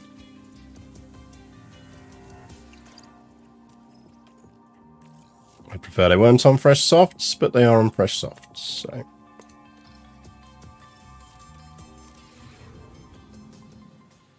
Go.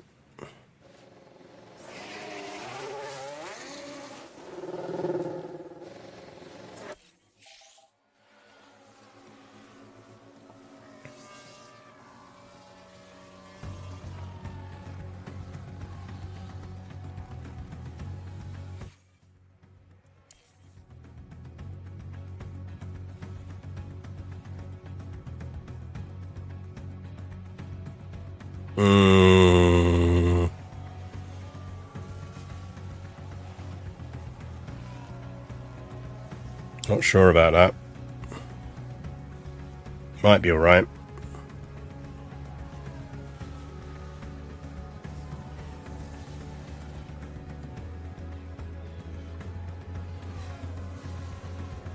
Guess we'll see.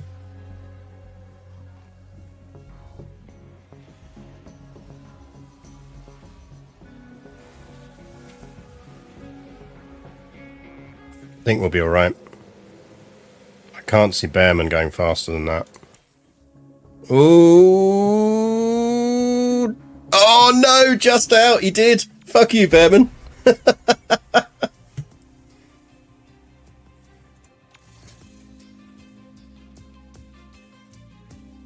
Fair play.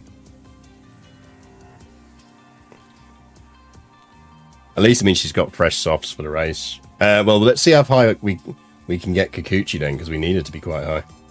Right, Kikuchi, you're on fresh softs. This is all about you. You go for it. YOLO.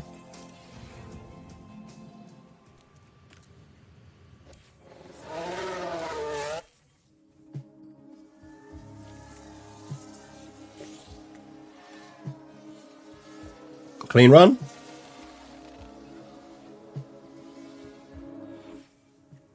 It's okay, not great.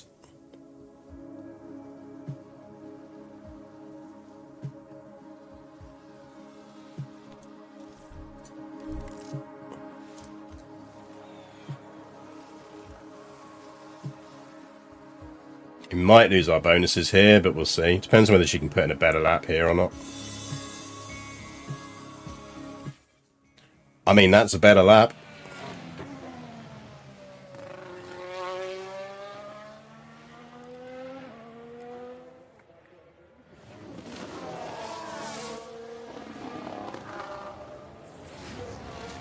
If the DLC was reasonably priced classic teams and driver packs, I'd be good with that. This is what I've been saying all along, is really what they should have done with it, or what they should be doing with DLCs, is, yeah, like, here's a bunch of classic drivers you can add. Here's a bunch of classic teams you can add.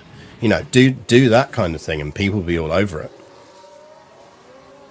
Like, here's a race from real life. Well, if I wanted to just do the race from real life, I'd watch the race in real life. You know, like, I don't have a desire to make Max Verstappen do better. Like, just do, here's a whole bunch of fucking car skins. Here's a download pack of all history drivers. You know, here's, you know, treat it like FIFA does with their cards, where you can get, like, stars from the past. Like, here's a classic 1996 Williams skin. You know, I'm going to be all over that shit.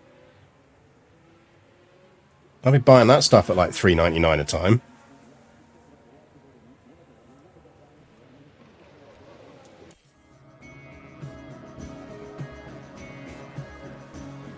So yeah, I just think that whole DLC strategy was wrong. Here's the 1981 F1 season. Yeah, like just do an overhaul.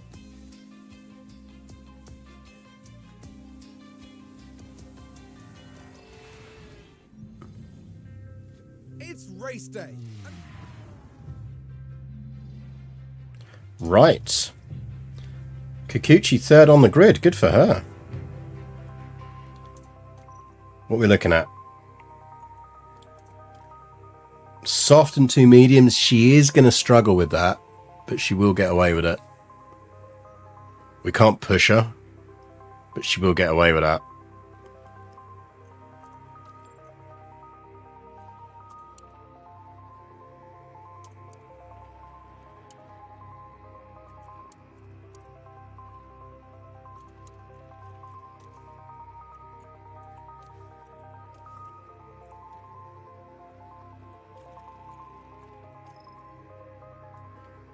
Liz is stuck back in the pack, so I think we start her on the mediums and save her soft stint for the end. Because she should be able to DRS her way up. There's no point burning through her softs too early.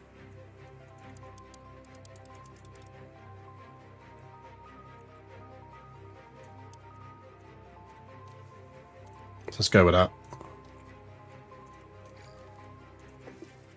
Go 2 laps light.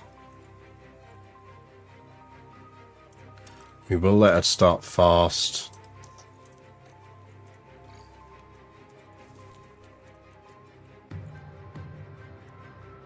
Let's try that.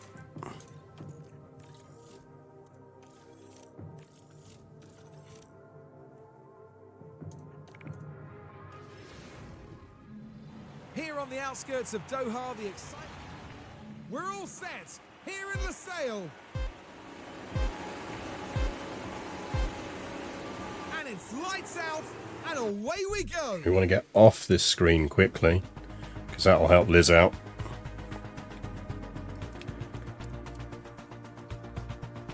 And lots of people on softs or mediums, so we might have some one-stops. I suspect you'd have to be on mediums to get away with a one-stop on this. There we go, Liz up 2 positions straight off. Kikuchi drops back, that's fine. Kind of expected. Liz. Let's go down to normal tyres now. Now the Alpha Tauri involved here. It's certainly inviting.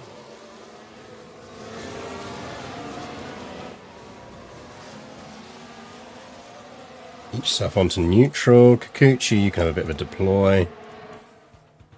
Enjoy yourself.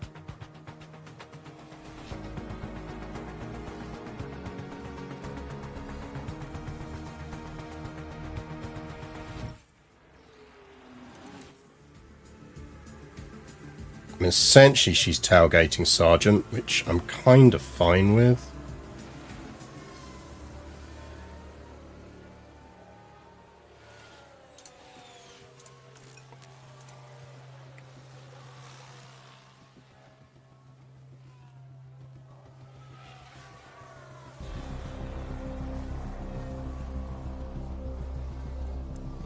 Like, he's on softs, they're on softs, they're on softs.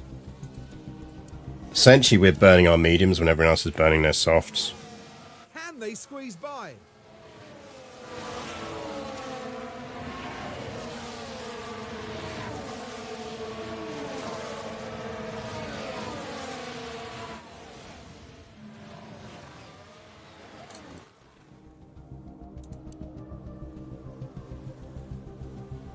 Yeah, there we go. She's DRSing as well.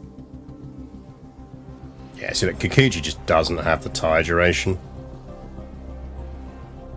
She tracks below her wear curve.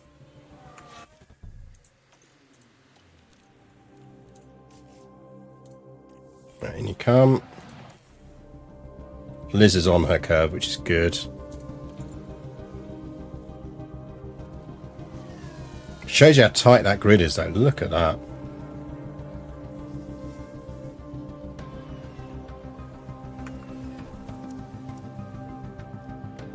Right, so we've got a few, I would assume, are one-stops. If you're on softs now, I presume you can go to distance. No, you can't go to distance on hards. Soft, hard, soft? Maybe?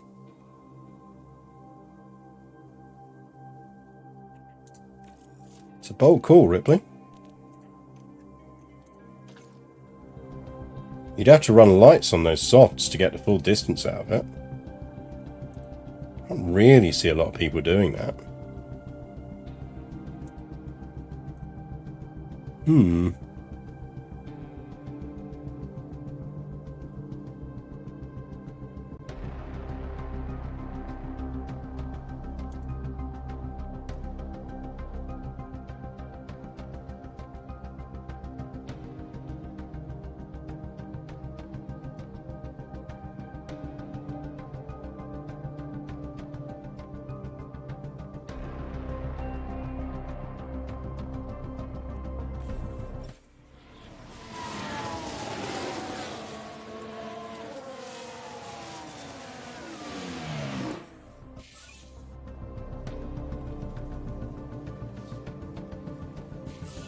Liz is on her tire curve, which is the main thing.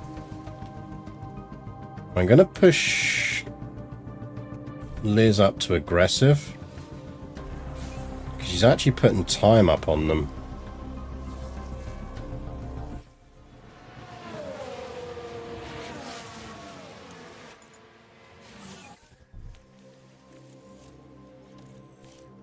Coming for your mediums now.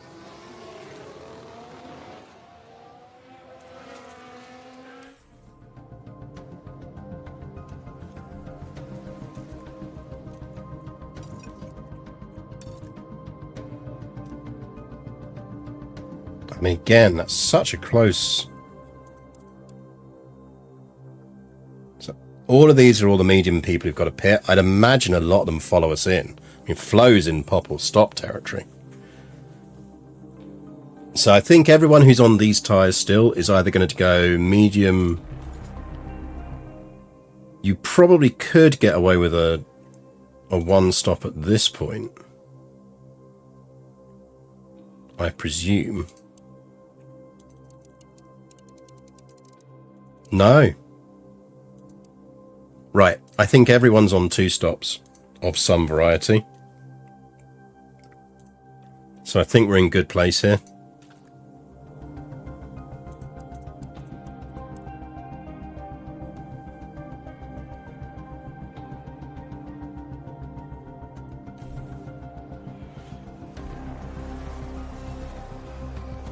Oh, give over.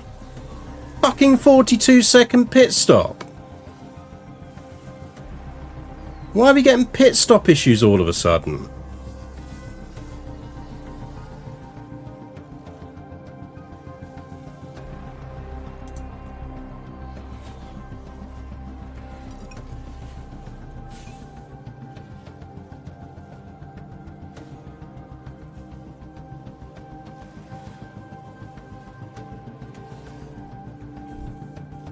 I mean, that's basically cost us...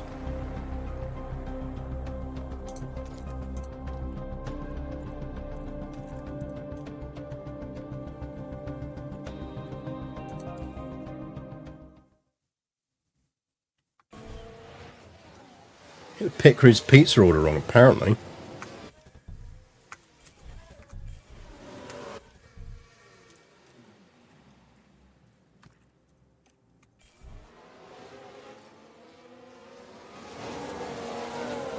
If you want to do a team order bite like that, by the way, that's the way to do it, is flip to level 1, and as they're in the middle of passing, flip it back. Because if you do that, there is normally just about enough time that the driver will pull back over and block the car behind. Whereas if you don't do that, they delay their reaction until the car is fully passed. And once the car is fully passed, the other car is normally alongside. So if you want that pit order to work and you know that there's a stack of cars, that's the way to do it.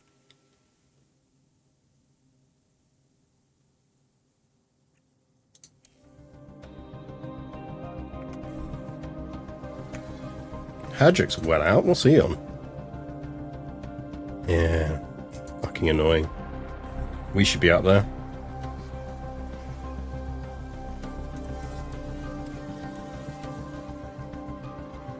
He certainly shouldn't be 8 fucking seconds back on the leader.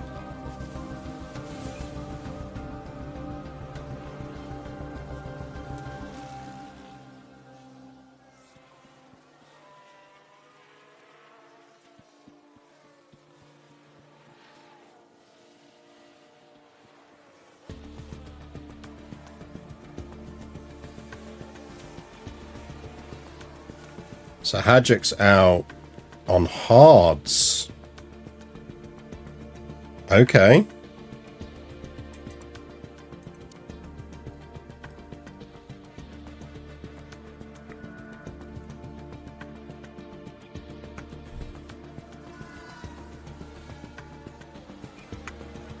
Right, in you come. Get your last set of mediums. We are going to need to start running a light on some fuel here as well.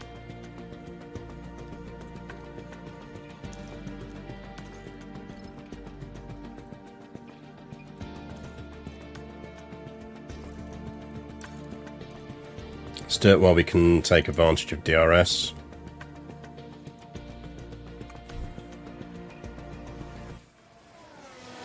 Let's see what happened there. Now the Alpha Tower involved here. It's there for the taking. Up into third.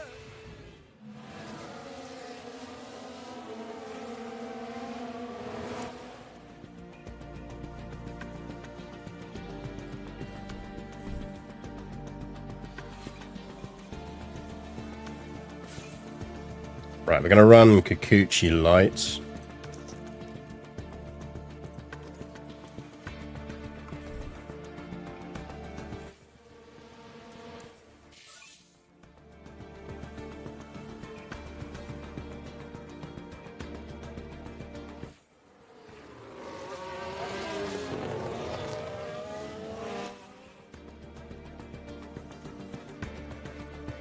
Right, I think we're good on Liz now for fuel.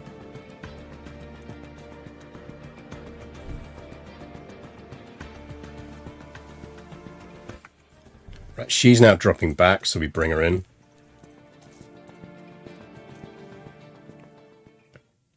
So she's on her set of softs. Kikuchi is on her last set of tyres.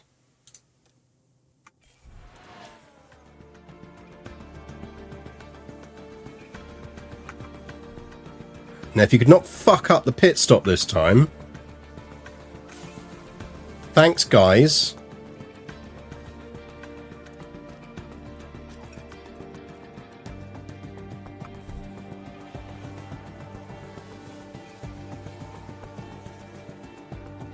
That gap's a killer.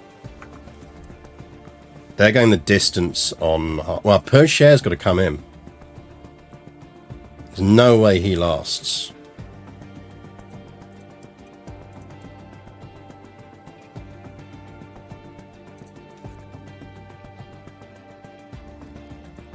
So I guess what we're seeing here is just whether Liz can make up 9 seconds on the tyres. I mean, Sonoda's on good tyres too, so as long as they're both cutting into the time of the one in front, we're alright. Which they are. They're eating that up. Oh, fuck off. No, come on, game. Can we just not, for like one session, not have a 45-second pit stop for no reason and a random lockup for no reason? Just once. Would be nice. Just once. I'd like to not have to do a stupid load.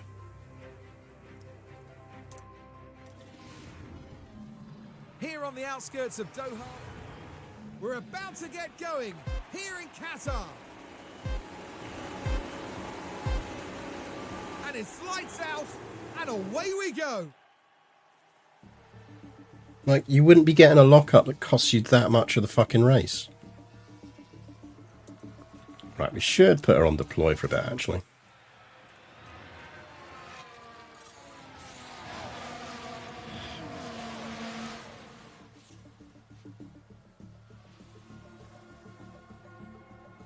Right, we drop her back now on tyres, I think. Oh yeah, no, there we go. Just spun for no reason. We're just out here spinning for no reason.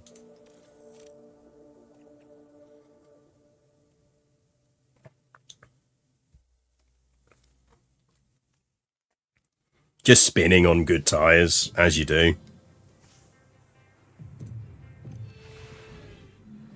Here on the outskirts of Doha, we're all set here in Lusail. And it's lights out and away we go.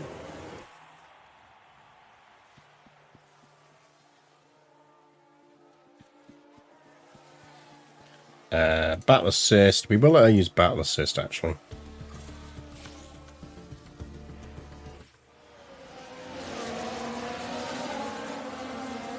Imagine rope trick buying a bunch of random crashes into the save. Yep. Wouldn't put it past him. Wouldn't put it past him. Don't get stuck behind fucking Bearman. He's in a Ferrari. Get past him. Like, he is costing you time, Liz. So much time because you're stuck behind fucking Bearman in a shitty car.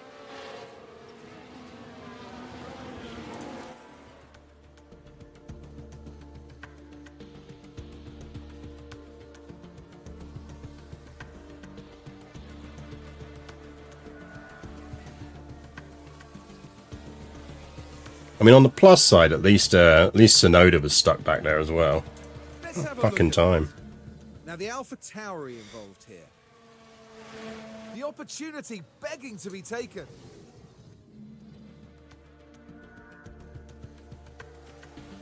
Look how fast she's picking up time on Piastri. That's how badly we were stuck behind fucking Bearman.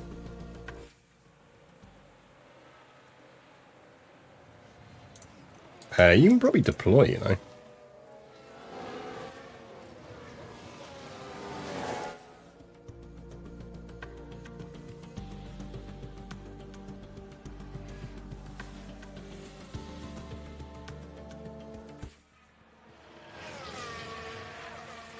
She's just about going to make her pits. Liz will be okay.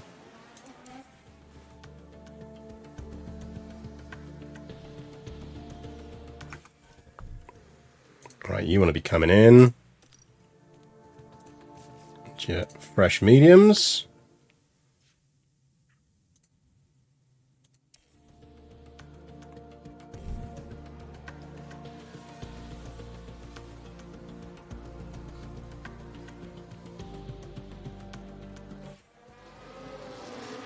Had your pit stop issue, that's good for us.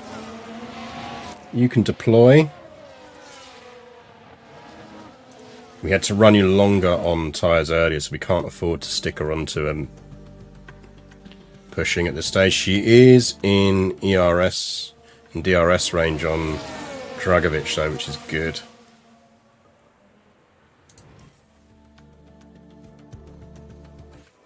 Kind of almost prefer her not to pass him.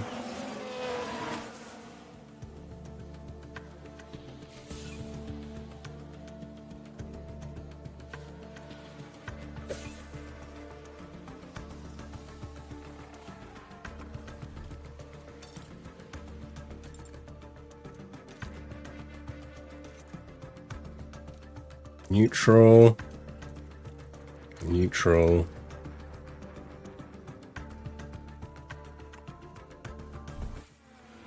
Sergeant's going to be the old vet. Yeah, no, totally. Sergeant is very much the veteran. There's not many people left on the grid from this season.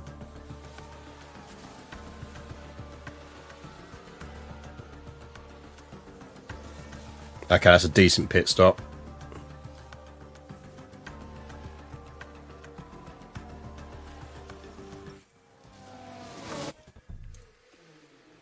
Right, we're going to run you lean. And we're going to deploy you. And Liz, you're running conserve as well while we're doing this. Here's the replay. They decide to give it a go. Sonoda is stunned. Yes, Sonoda's stood him. So it's probably Sonoda, I reckon.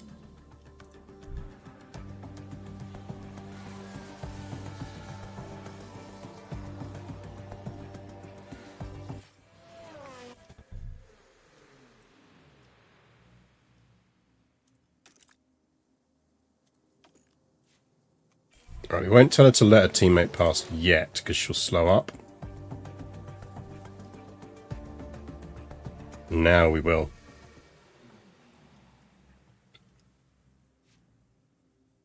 So Liz is on curve. Kikuchi, don't fight teammate, please.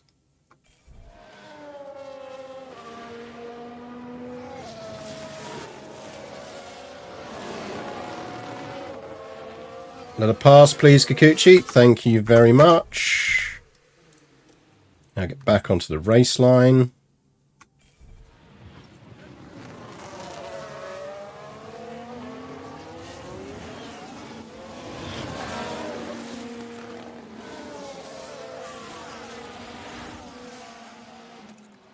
I want to get them down to 1.5 in fuel. Then I can drop Liz's tyres back.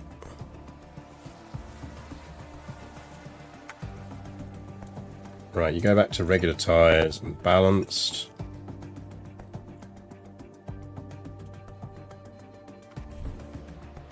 We'll drop Kikuchi down to, because she's still getting a bit of tow off of Sonoda at the moment.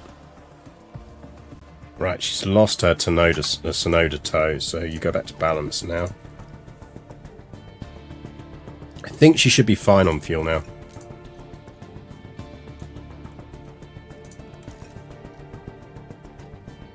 Richter's on curve. Kikuchi's on curve, good for her.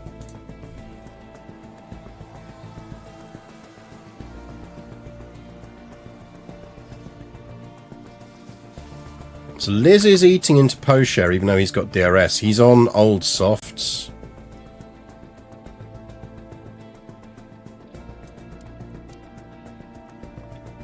You've got to assume they're holding out for mediums.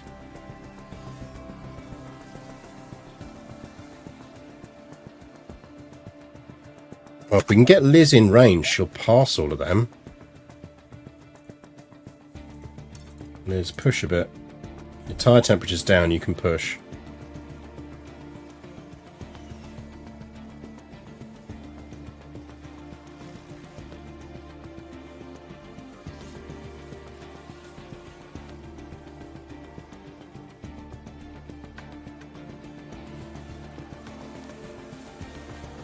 Go on, Liz, keep pushing.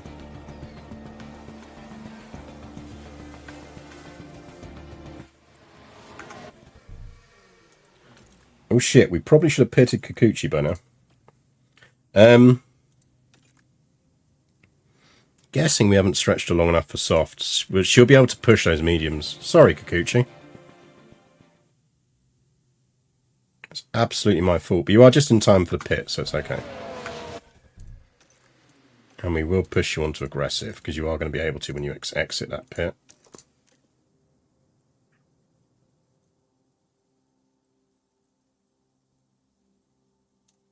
And Liz, we do need to drop back to standards.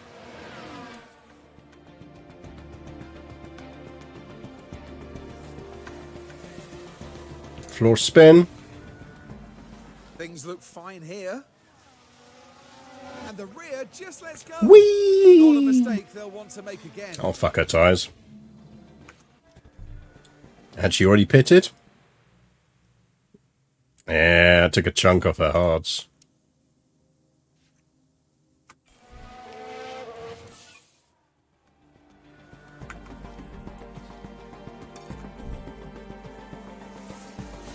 See if we can open that gap up.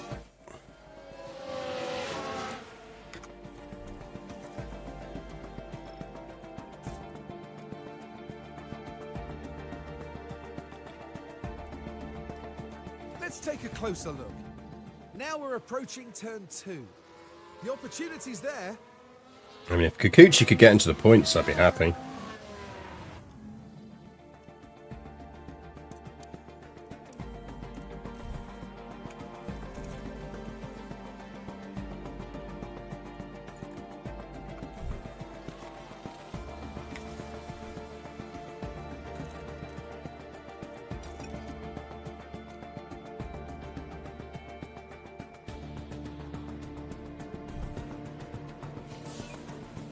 At 9th, I'll take that.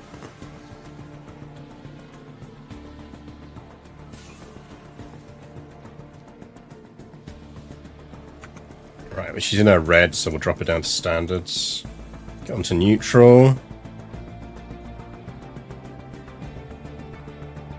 Liz is on battle assist, so that's fine. So let's take a look at the replay. Let's have a look then at turn 6.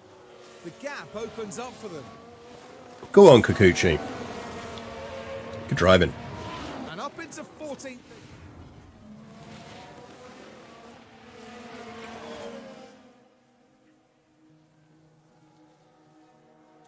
So this is what happened. Along the straight here. There's the opening. Zoom.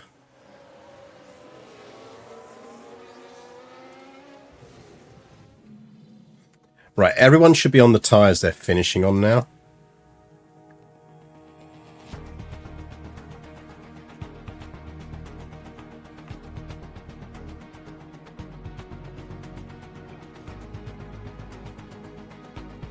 So we got a shot.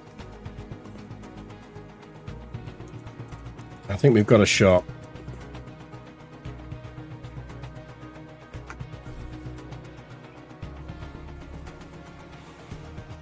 Because we're eating up the intervals fast enough.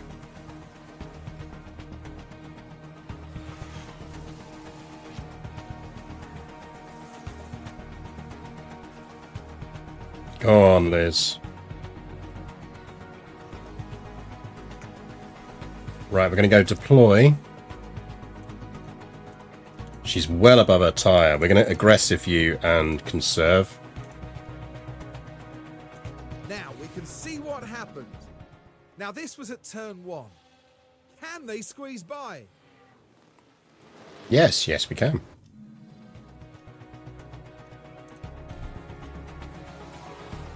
Because we are in DRS. Go on, Kikuchi. Let's see what happened there. Now the Alpha Tauri involved here. That's a decent overtake, that. It's always tough when you've got two cars queued up. Up to 12th and sniffing at those points places.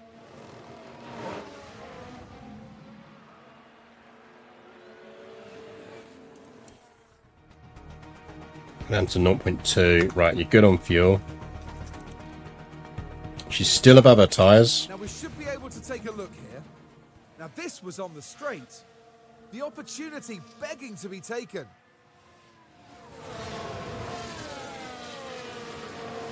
If she gets into second, we'll pull back. If she is second, if we can get Sarge, we'll push to try and get into DRS range on Sergeant.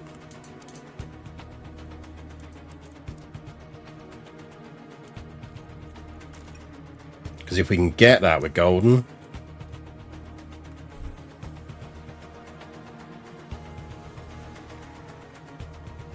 If we can get DRS and Sergeant, we win this.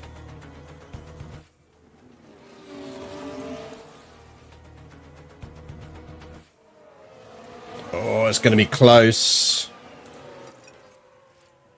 Can we do it with the tyres?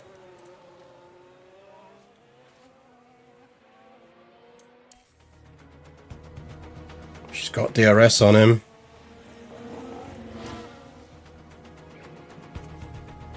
It's now or never.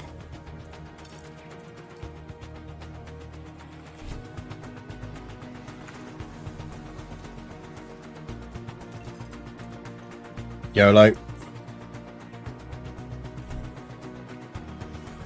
No, he's pulling away, he's pulling away, he's pushing on his tyres. Let's not risk it, we'll take the second. We'll take the second. It's fine.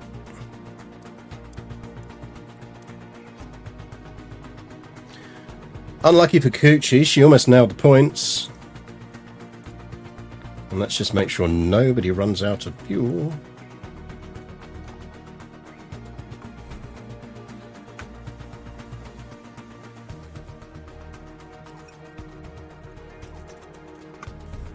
Oh, she did it!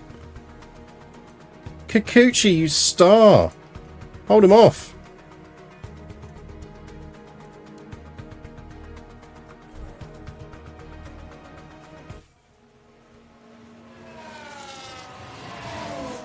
That's a win for Sergeant. Oh, she almost pulled off more. If there hadn't been traffic there, she'd have got past. We'll take that. Oh, look, Hauger was... Oh, Sonoda popped! Sonoda popped and it didn't show us. Oh, come on, game. You've got to show us if someone pops their tyres. How is that not a pop-up? Look, he's driving on rims.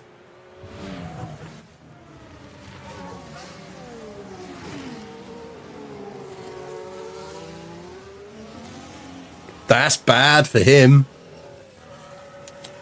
That's really bad for him. That was a brilliant performance from the AlphaTauri driver. This podium is something the whole team can be proud of. Excellent strategy and perfectly executed. It's hugs all round for the team.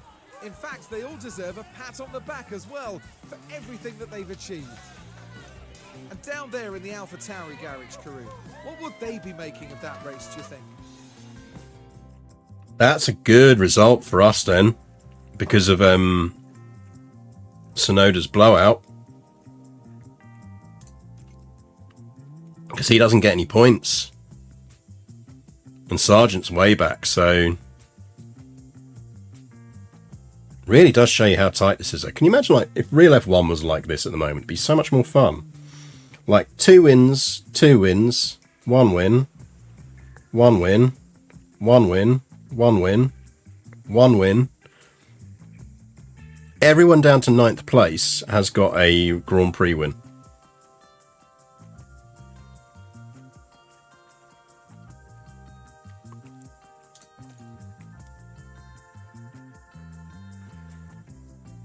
Yeah, see Williams pulling up on us in the constructor though. I could foresee a situation where we win the Drivers' Championship this year, but not the Constructors. We just need Kikuchi to be that bit stronger.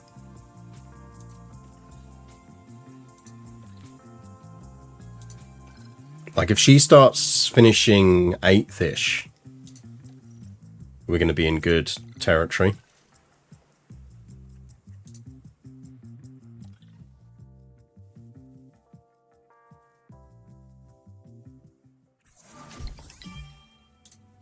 Carol's coming along.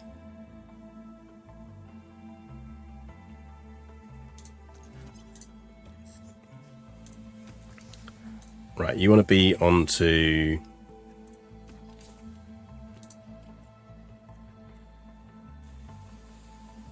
I suppose you get new underfloors.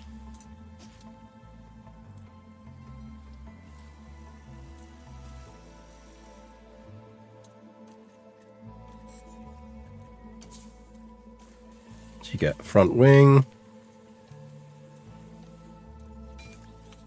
Get a rear wing. No, that's not what I meant to do. I think we will. No, we'll pull Kikuchi up onto that on that though. She's still actually back on side pods, but that's fine.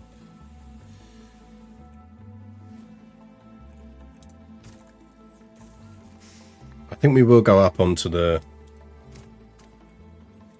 new chassis.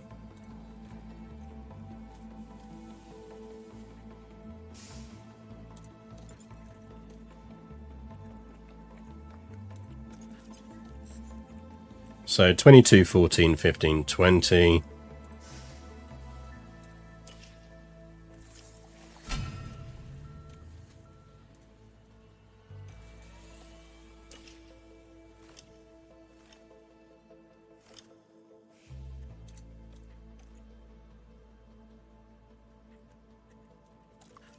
What are we building?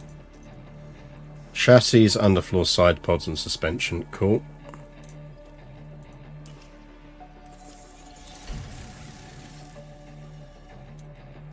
Now, we were asking about driver ages, weren't we? So, let's have a look.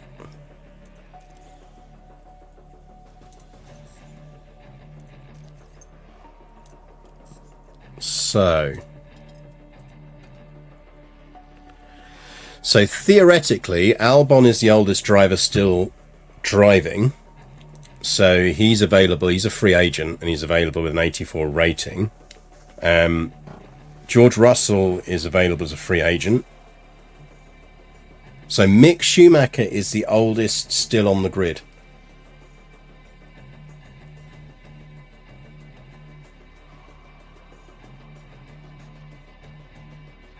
Then you've got Drugovich,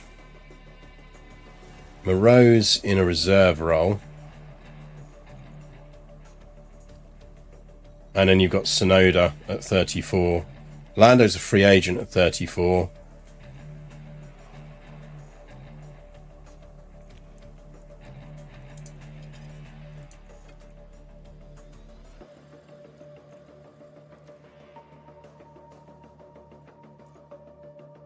So Liz at an 87 is coming along nicely. Like, she is easily a talent in comparison to everyone who's up there already. Theo is the best driver on the grid on paper.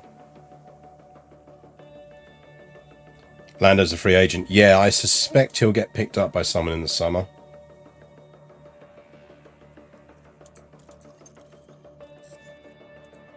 I'd be very surprised if he didn't. I think the only reason he's a free agent is because his contract levels were so huge coming out of his last drive. No one could afford him.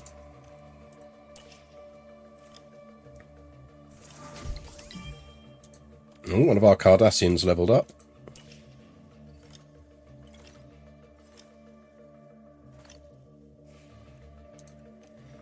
And that takes us to Singapore.